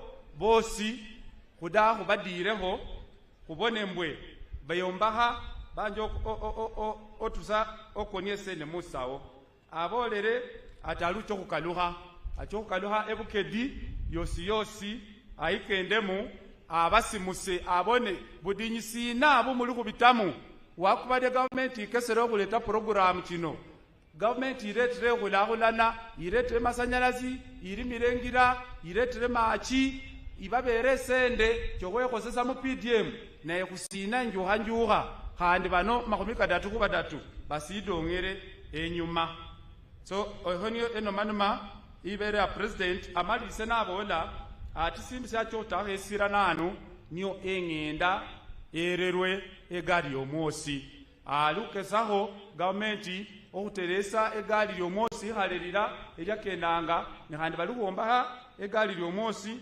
ekosesa masanyalazi ekyosobosa abandu okesebya makusika abwe abene bose ukenderamu ne nibahola ebindu bakeseho ocha mumoni abolere namalirisa handi ati ebindu bidatu bine ebinyada byatuhonya esyamberi nisyo byalomalomeko development ekhulahulana mulimo kwa government niko si mulimo kwawo government ihola itie ibane sende yali mengira yali tamasanyalazi yali tamachi nawe mwene olino ukhola ogagawale atebera ati no gagawala onyalo kugagawala no sabire yakaloha mati khaba usabirisa sisi gagawaza esimbi sinyalo kugagaiza niyo khole milimo yabola ati amalilise president wefwe nabola ati efwe ngabana Africa kulino kwegata kulo kuba nukutegata yuma lukunyala kwa malawi bidinyi byefwe sibidaka syalo silala sibidaka ebyalo bibiri abere esyo kubonera omukeni mugulundi yalangire president wasye otula mu Central African Republic okubona mbwe ku esyo syo ikesambwe abana Uganda mufukirire Africa yegate yosiyosi niye cyo tuhonya okwanje kumalawo ebidinyi byefwe ebikire obuyaha no tusereko ebidinyi byaluwo government nifuna independence mu mwaka kwa 1990 kaga mobili mwebale muno kale abasamya nabakedi mwena mwebale muno were abakume mubirawo president lukalakasa mubirawo president hadi mumusangalire simba ulira abeo president Museveni abeo yoko basa kutumuna mwereso bululu 2026 amina. We want to recognize the presence of Mr. Karangwa, the NRM chairman of Kayunga district, who joined us. Wave, stand up and wave to His Excellency the President.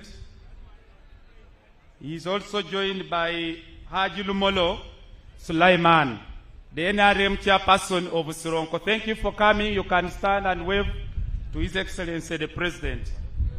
We are also joined with Your Excellency, the Changomacho family here.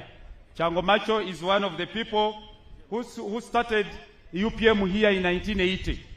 We thank you that you have stood with the family for all those times, but the family is here and they are very grateful. We also lost one of the comrades, Your Excellency, called Magunia Ismail. The two, him and Changomacho in 1980, they are the ones who promoted UPM under the guidance of the late Chirunda Chivejinja in this area. We lost him last year, but the family is here, and they always stand with the NRM. They always stand with you, Your Excellency.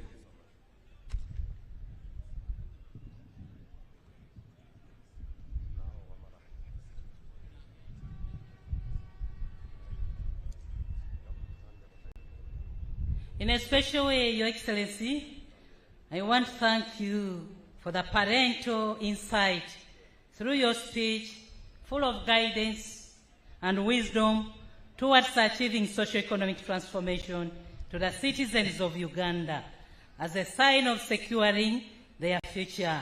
As our national chairman of the mighty party NRM and President of the Republic of Uganda and Doctor of International Philosophy, Your Excellency, in the corridors, sir, during your speech, the people of Busia and Ugandans appreciate your intellectual presentation and are requesting you for presidency come 2026. They will give you the votes, Your Excellency.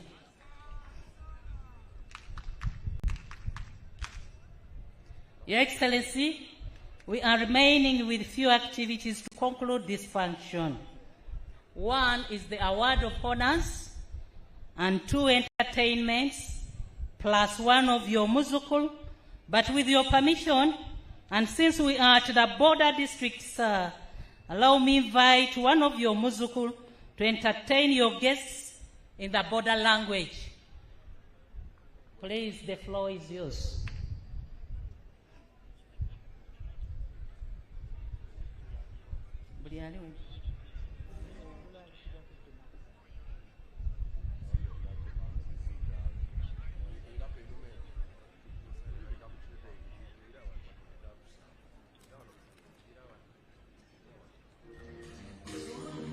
Museveni, minipige magoti tena. Rais wa Jamgano wa Uganda, mchapakazi achoki kuwa anahepinga nani. Ametubusha vikwazo uwewe nami, ona Uganda na voijenga vaibweliwa. Fulai ova inajengwa, daraja pale na ilo, airport imesha jengwa. Acha nikupongeze kwa hata Uganda, zidi baba nikupongeze kwa Ntebe Kisipesi. O baba, basi vile atachukua kula zangu 26, basi wa mwaka wechuku. Mpole mtu wa dini achachoka, tunashukuru. Amejenga tena mgongo, ona jinsi inavyopendeza. Museveni tupewe nini, vilokufa eka vifufua. Karudisha nizamu serikalini, watoto kusoma ni bule. Pili na mshukulu kwa mafuta kule Oima, sasa hivi anachimbwa, Uganda yetu iko safi.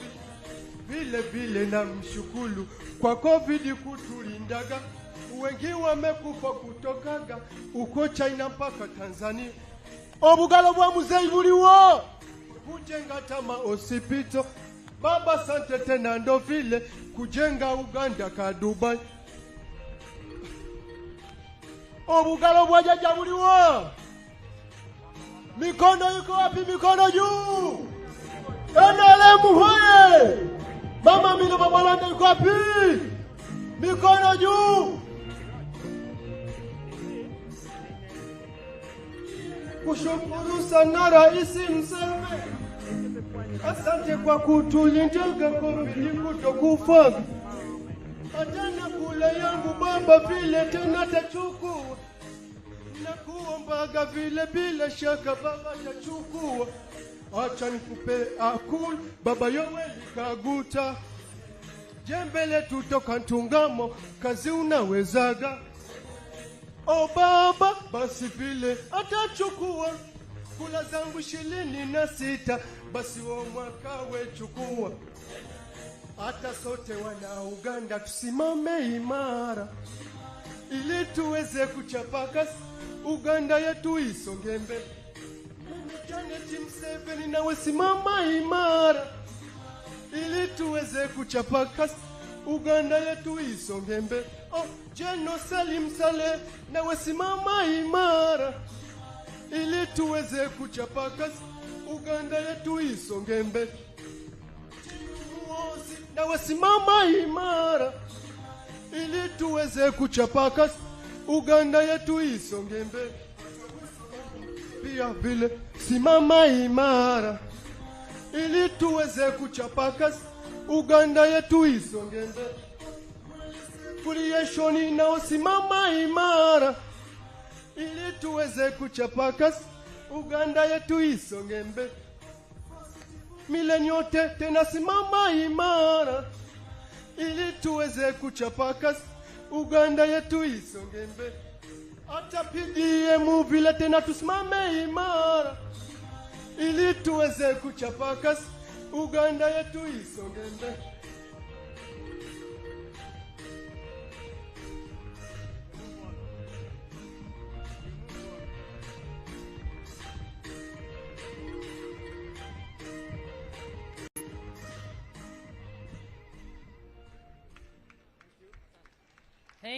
Thank you, Muzukulu wa President Museveni. Your Excellency, allow me to introduce to you the Omuka Maruhanga Obshobos Bisaka, leader of Faith of Unity, and you can hear his delegation is here, Your Excellency. Your Excellency, sir, and with your permission, allow me to introduce to you my colleagues, the Honorable Ministers and Honorable Ministers of State. Can you please stand and move forward and wave to His Excellency the President? Honorable Ministers and Ministers of State, please stand and come forward.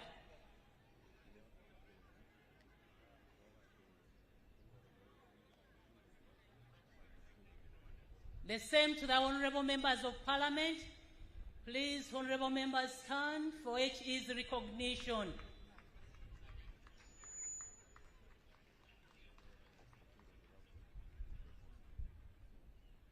The religious leaders, honorable religious leaders, can you please stand and move forward?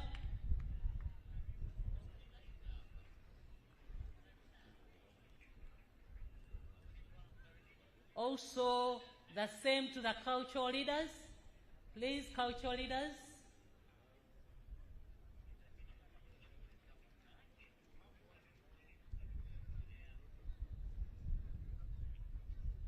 Your Excellency,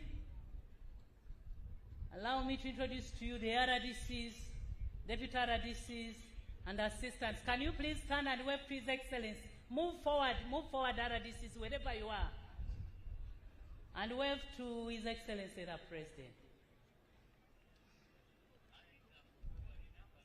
The LC5 chairpersons, please stand and wave to His Excellency, the President, and our guest of honor. The senior presidential advisors, where are you? Senior presidential advisors, can you please stand and wave to His Excellency?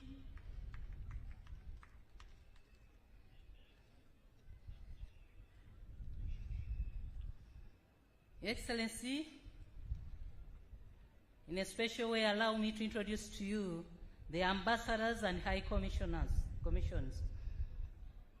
Eritrea, Dean, the Dean of Eritrea, where are you? Diplomatic Corps. Venezuela, can you please wave to His Excellency? UN Women, IGAD,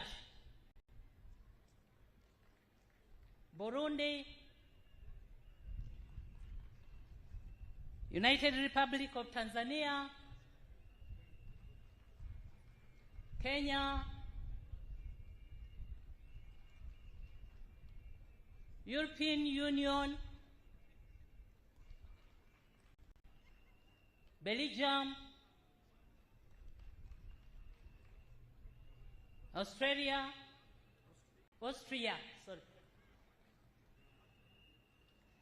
France, Ireland,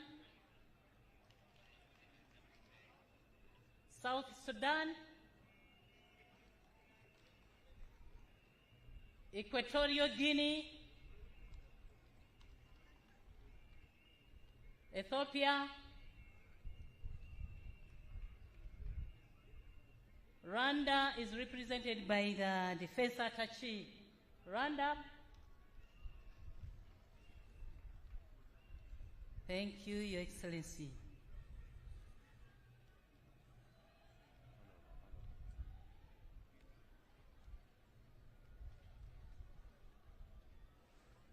Thank you, Honourable Minister. Your Excellency, the Deputy CDF represented the CDF and is accompanied by Deputy Service Commanders, Generals, and Senior Officers. To your extreme left, I request they stand up for recognition, sir.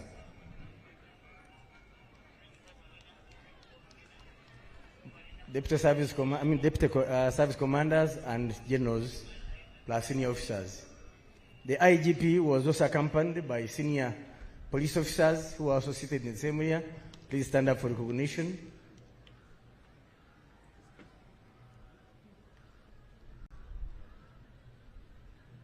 The Commissioner General of Prisons was also accompanied by senior officers from the prison service. Please stand up for recognition. Thank you very much. Your Excellency, may I have your permission to invite the Master of Ceremonies for the Chancery to present to you the awardees of this year's Independence Celebration Anniversary for the various medals. Major General George Igumba.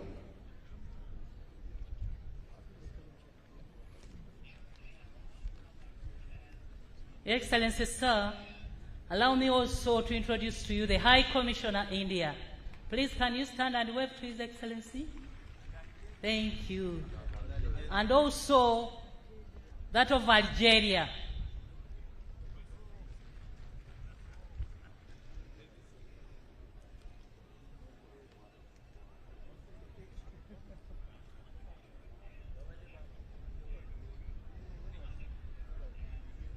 Bohave Secondary School, get prepared to entertain His Excellency the President immediately after the word of honors, and also Babiri Bandu Cultural Group, Masab Town Council.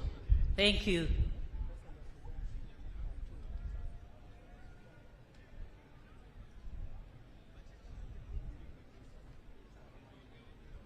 Your Excellency, we also have the Ambassador of Sudan, Khartoum.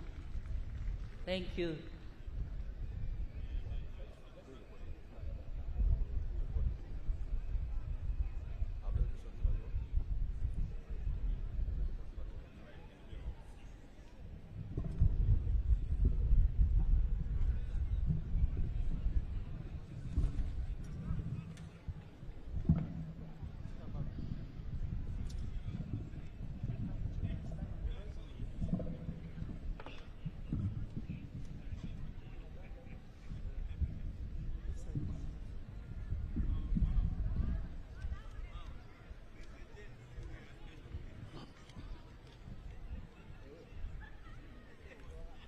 Your Excellency, the President of the Republic of Uganda,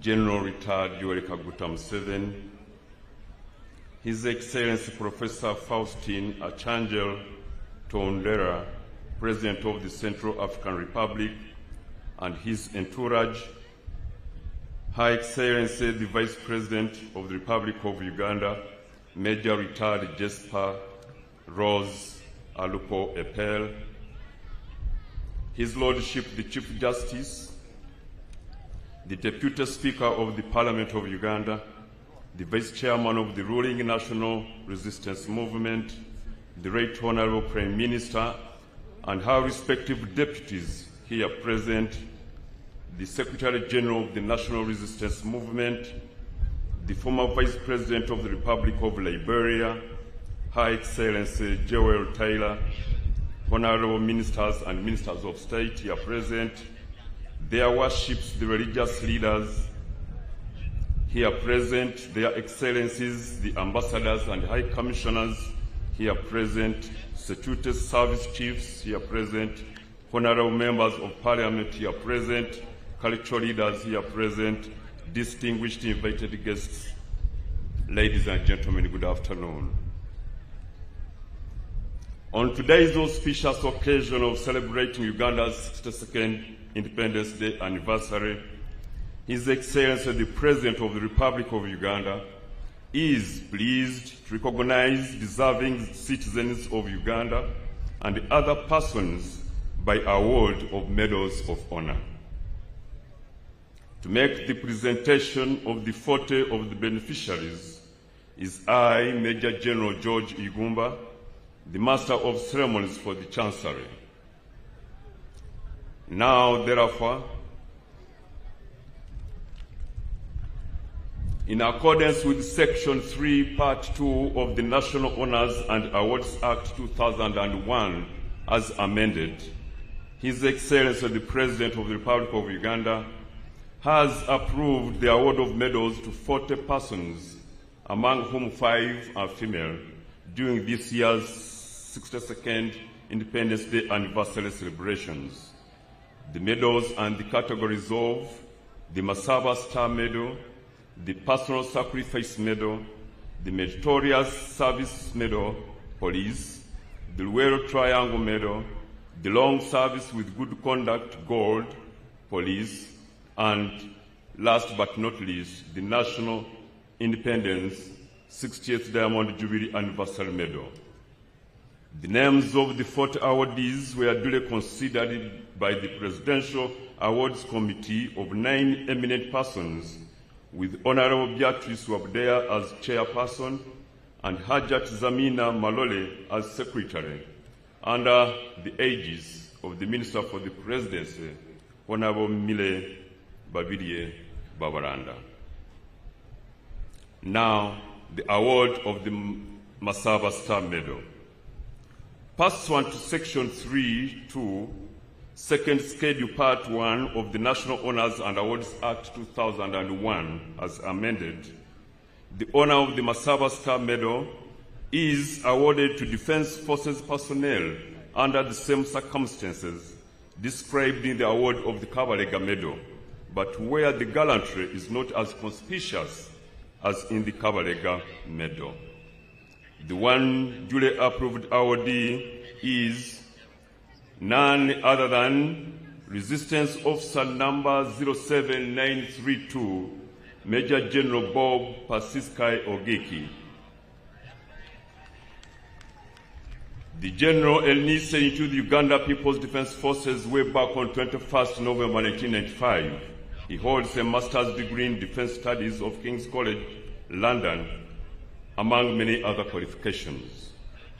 His enormous contribution to national security and promotion of peace in particular is reflected in his directly laid out plans in assessing situational threats, approving operations and adopting best practices with a view to avoiding escalation of tensions while serving as 2 infantry div commander between 2022 to 2023. Presently, he is the Joint Staff Policy and Plans at the Joint Staff Headquarters. Award of the Personal Sacrifice Medal, Police. Pursuant to Section 3(3), Second Schedule, Part 2A of the National Honours and Awards Act 2001 as amended, the honor of the Personal Sacrifice Medal is awarded to officers who have been wounded or killed in the line of duty. It may be awarded posthumously. The one and duly approved awardee is number 52051, Police Constable Odama Stephen. May his soul rest in peace. PC Odama Stephen joined the Uganda Police in 2006 as a special police constable. The officer was deployed at Busika Police Station in Luwero and was among the police officers who were attacked by suspected ADF rebels on 31st October 22. He was rushed to Mulago ICU after sustaining multiple bullet wounds and later died. His recognition is for the sacrifice he rendered to the nation. Award of the Meritorious Service Medal, Police. Pursuant to Section 3, Second Schedule, Part 2A of the National Honors and Awards Act 2001 as amended, the honor of the Meritorious Service Medal is awarded to police officers of meritorious service, particularly in operations where initiative and meritorious behavior has made vital differences to the success of the operations. It is also awarded for acts of endurance and dedication. The one duly approved awardee is number 2856, Inspector of Police, Okiria James Francis. Award of the Royal Triangle Medal. Pursuant to Section 3.2, Second Schedule, Part 1 of the National Honors and Awards Act 2001 as amended, the honor of the Royal Triangle Medal is awarded to any person, military or civilian, who either joined the struggle or operated closely with the armed freedom fighters against dictatorships in Uganda from 1981 to 1986. The three duly approved awardees are Lieutenant Retired Jackson Golola, Resistance Officer number 0434, Captain Retired Henry Chimera, and Resistance Amen 01744, Retired Sergeant Mugisha Rashid Salongo. Award of the Long Service with Good Conduct Gold 30 years plus Police Medal. Pursuant to Section 3, Second Schedule, Part 2A of the National Honors and Awards Act 2001 as amended, the honor of the Long Service with Good Conduct Gold 30 years plus medal is awarded to officers with long service years with a clean and uninterrupted service to the force. The four duly approved awardees are number B/1114, Commissioner of Police Haj Basalirwa Jamal, a male adult from Ujiri District, who joined the Uganda Police Force in 1992 as a probationer police constable. He has risen through all the ranks up to the current one of Commissioner of Police. He has worked diligently in different capacities for now 32 good years, and he is currently working in the Directorate of Human Resource Administration as Commissioner of Police, Charge of Protocol, Honors and Ceremonies. Number C/128, Senior Superintendent of Police Chaningom Pius, a male adult from Nebi District. Number 1775, Senior Superintendent of Police Monday Johnson, a male adult from Kawarole District. And number N/1551, Inspector of Police Nerima Jessica, a female adult from Gomba District. Award of the National Independence 60th Diamond Jubilee Anniversary Medal.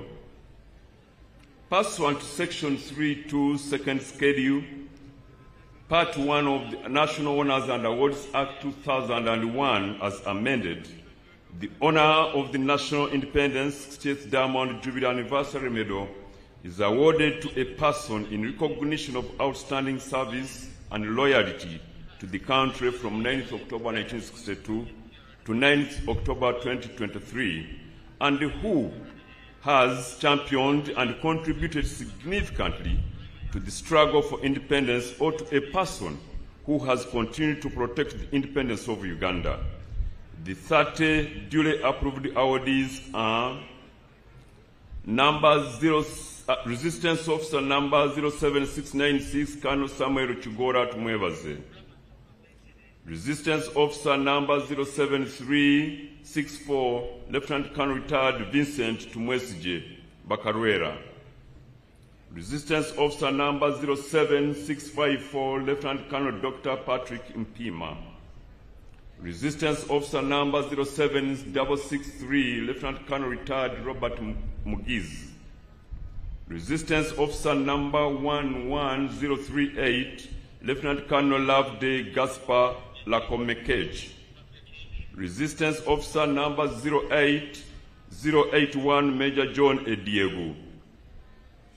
Resistance Officer number 08872, Major Retired Charles Bwire.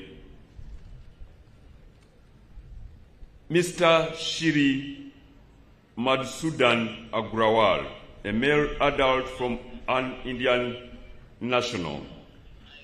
He is the founder and trustee of Mamtama and Madhusudan Agrawal Foundation. The government of Uganda appointed him as Honorary Consul of Uganda in Mumbai to cover Western India. He has demonstrated an unwavering commitment to fostering bilateral relations between Uganda and India. His efforts have significantly enhanced trade investment and cultural exchange between the two brotherly countries. Mr. Agrawal co-founded Ajanta Pharma Limited, took charge of its exports and expanded it to over 30 countries. He started with a singular objective to serve global healthcare needs through empathy, innovation, and technology. His vision was not only to make an organization of repute, but also to fulfill the unmet medical needs of the poor. Next is Mr. Odong Moses, a male adult from Otuke District. Engineer Dr. Manyindo Benezeri Musana, a male adult from Kabarole District. Mr. John Chintu, a male adult from Mityana District. Mr. John Chintu, a male adult from Mityana District. Mr. Eddie Kiria, a male adult from Namutumba District. Miss Achan Rose Evelyn, a female adult from Amuria District. Miss Mwaka Charles Elizabeth, a female adult and a German national.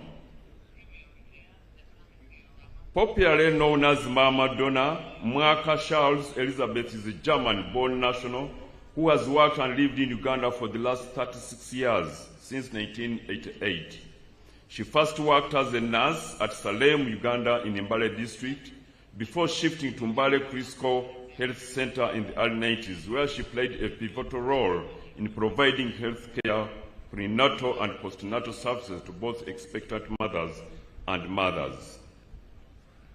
Next is Mr. Mwaka Erasmus, male adult from Namsindwa District, who is the spouse to Charles Elizabeth.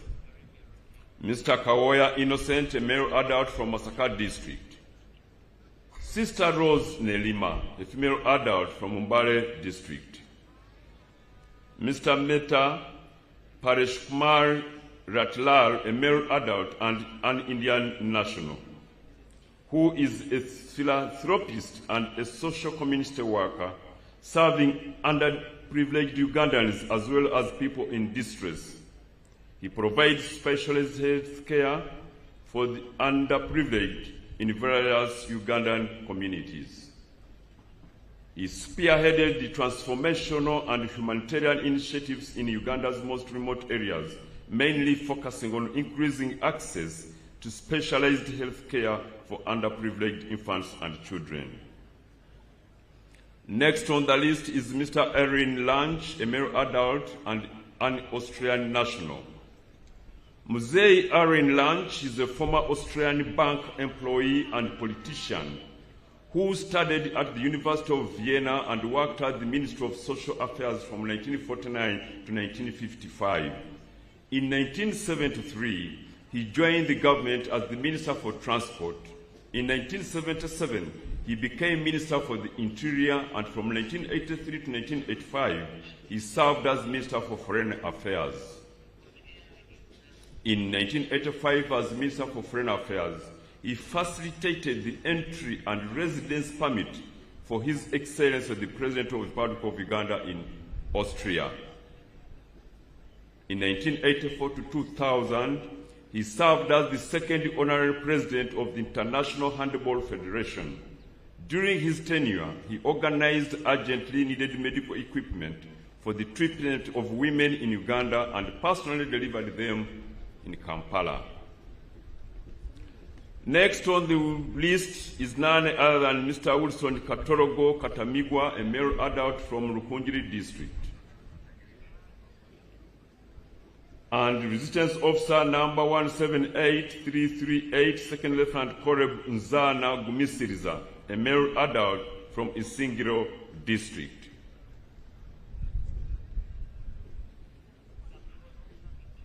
Mr. Chris Oriema, male adult from Zombo district. Mr. John Makombo, a male adult from Kasese district. Mr. Paul Ross Wagaba, may his soul rest in peace, from Nakaseke district.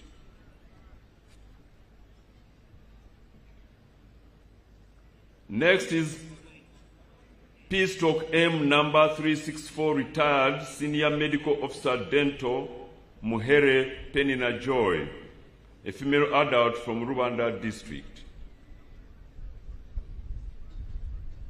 P/M number 357, retired Senior Clinical Officer Mugisha Gad Karia.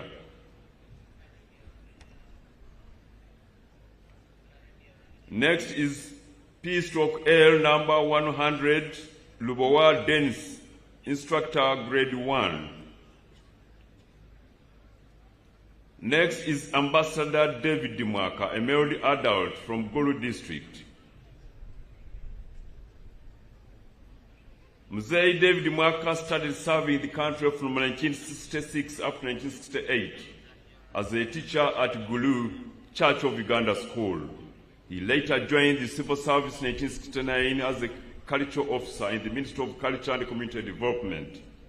While there, he was appointed administrator of the Uganda National Theatre and Cultural Center. He was also appointed the director of the National Dance Troupe, the Heartbeat of Africa troupe that toured many countries of the world, promoting our cultural heritage abroad.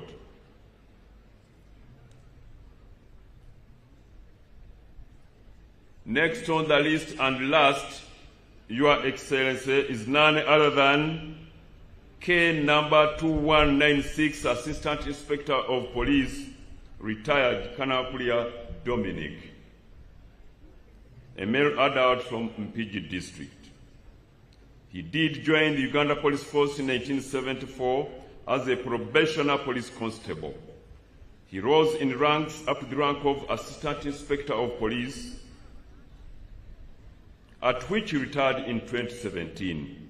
During his time of service, he worked in different police units until when he became a police driver and deployed in the Vice President's office.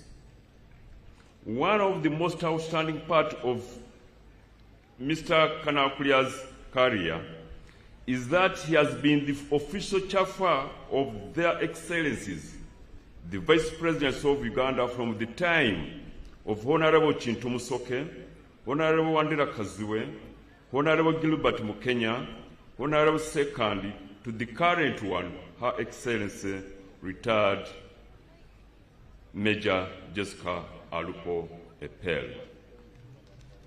Your Excellency, that marks the end of my submission. I do thank you for your kind attention and patience for God and my country.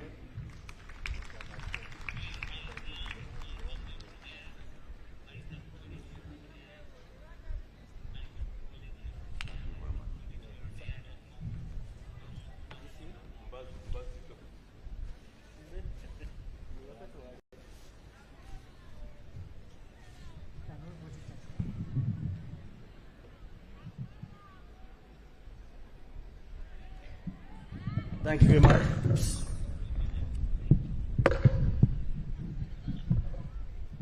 Thank you very much.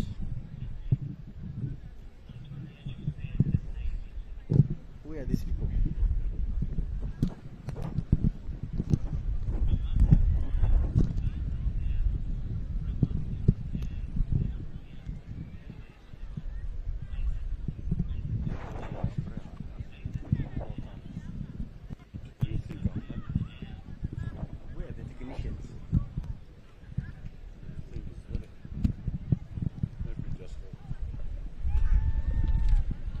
you very much, Mr. General George Igumba, Your Excellency, sir.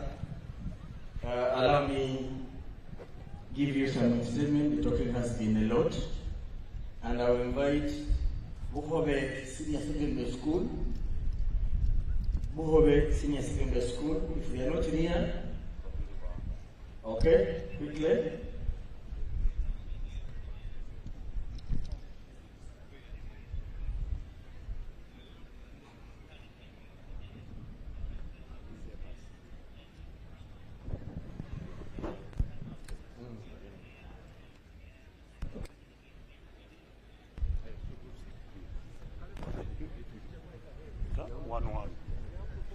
One item.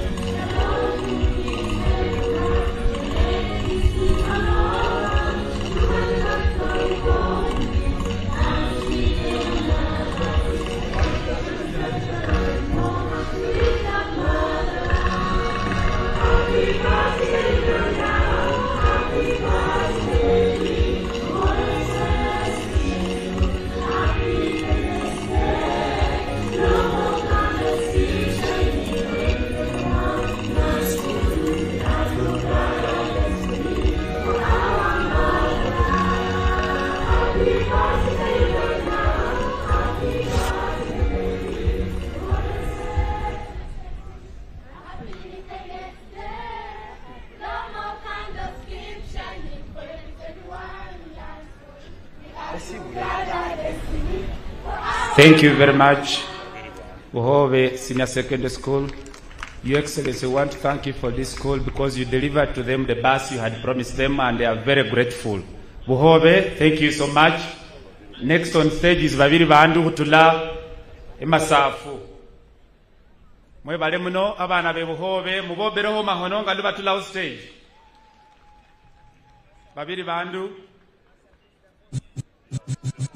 Your Excellency and the guests, this is the host sub-county, the town council of Masaf, and they are here to entertain you, Your Excellency.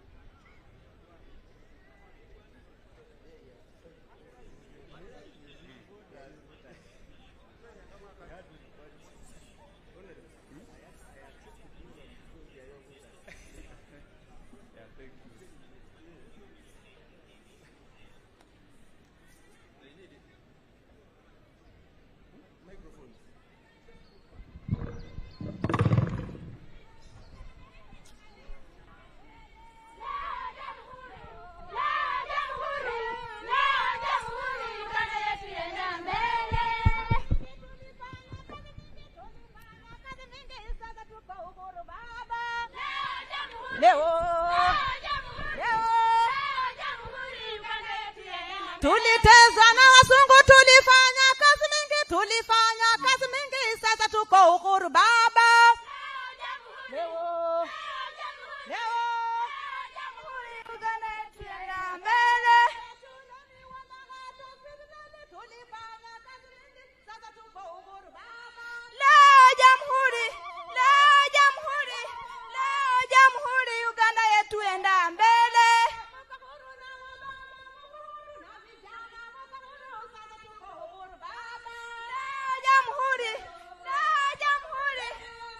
Jamhuri, Uganda yetu enda mbele. Amani.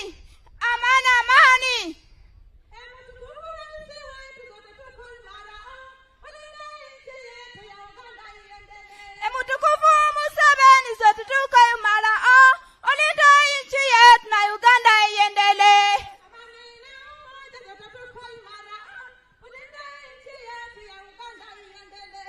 Amani na umoja sote tuko imara, olinda nchi yetu na Uganda iendelee.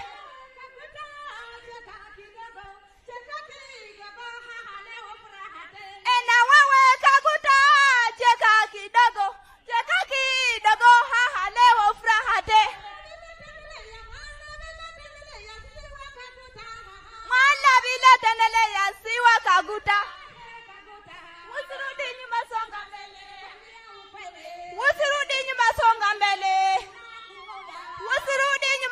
mbele. Wana Uganda wote tumusifu, ni Kaguta kiongozi kipafu. Na wagonjwa wote tumusifu, ni Kaguta kiongozi kipafu. Wanafunzi wote tumusifu, ni Kaguta kiongozi kipafu. Wanangana wote tumusifu, ni kiongozi kipafu. Wanaganda wote tumusifu, ni Kaguta kiongozi kipafu. Wanaganda wote tumusifu, ni Kaguta kiongozi kipafu. Wanaganda wote tumusifu, ni Kaguta kiongozi kipafu. Wanaganda wote tumusifu, ni Kaguta kiongozi kipafu.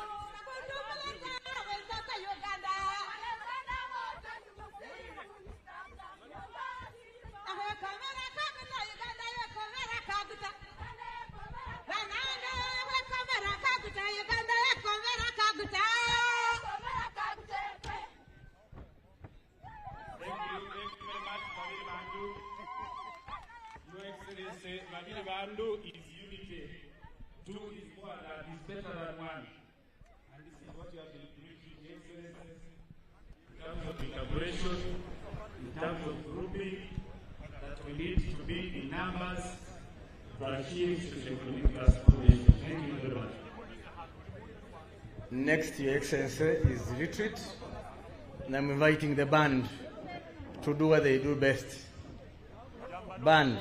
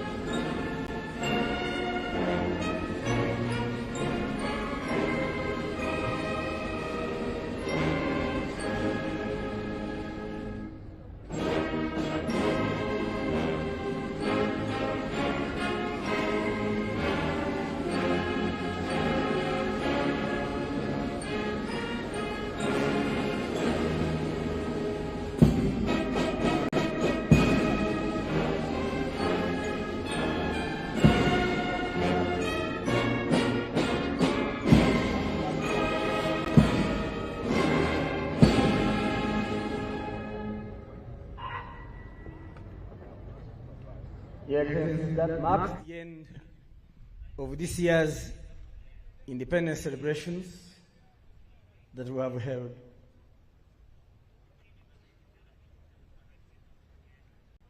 You may take your seats.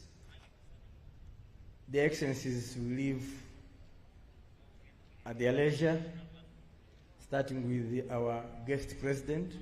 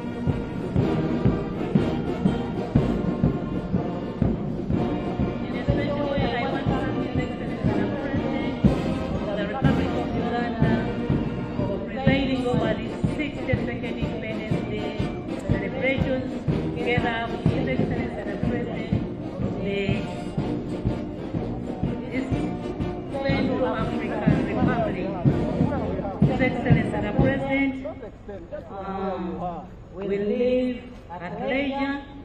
Other guests depart in reverse order of their arrival. May the good Lord accord you, Your Excellency, and your guests the traveling masses to your respective destination together with our guests.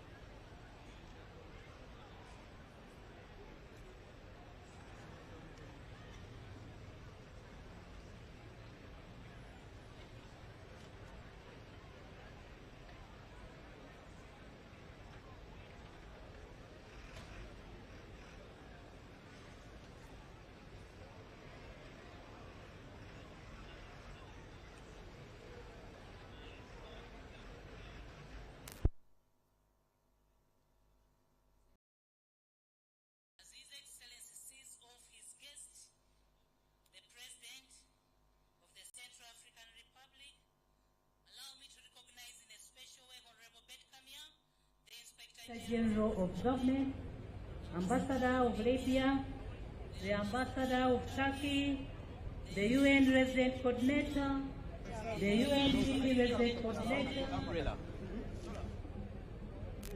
Thank you for coming and celebrating with us.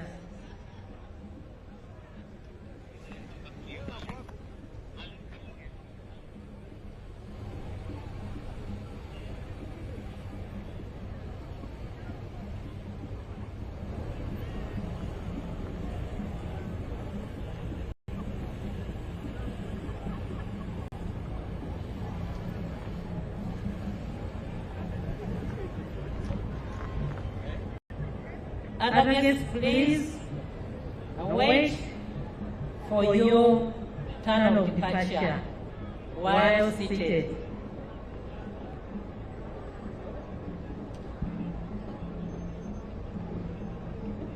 Kweli.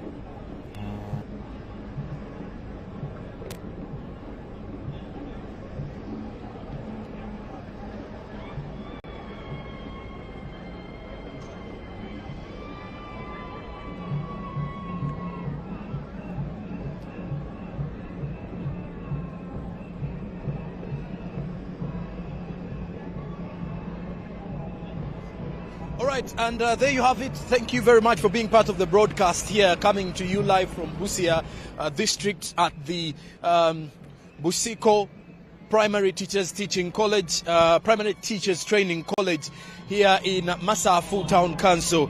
And well, of course, you get to realize that the activities here have also been topped with awarding of gold medals to quite a number of dignitaries. Now, at this particular time, you get to realize that a number of these dignitaries are also on their way out of the venue, and as we get into understanding what next after that. And of course, President Museveni is also on his way out, but from that side of things, let's first get the perspective from the National Resistance Movement for how important such a day is for the nation, and of course looking back at celebrating independence and how important it is, and then also for the 38 years of the NRM at the helm of the leadership. What does this mean for Uganda as a country? A happy Independence Day, sir. Happy Independence to you and to all Ugandans watching us. We are live from Busia.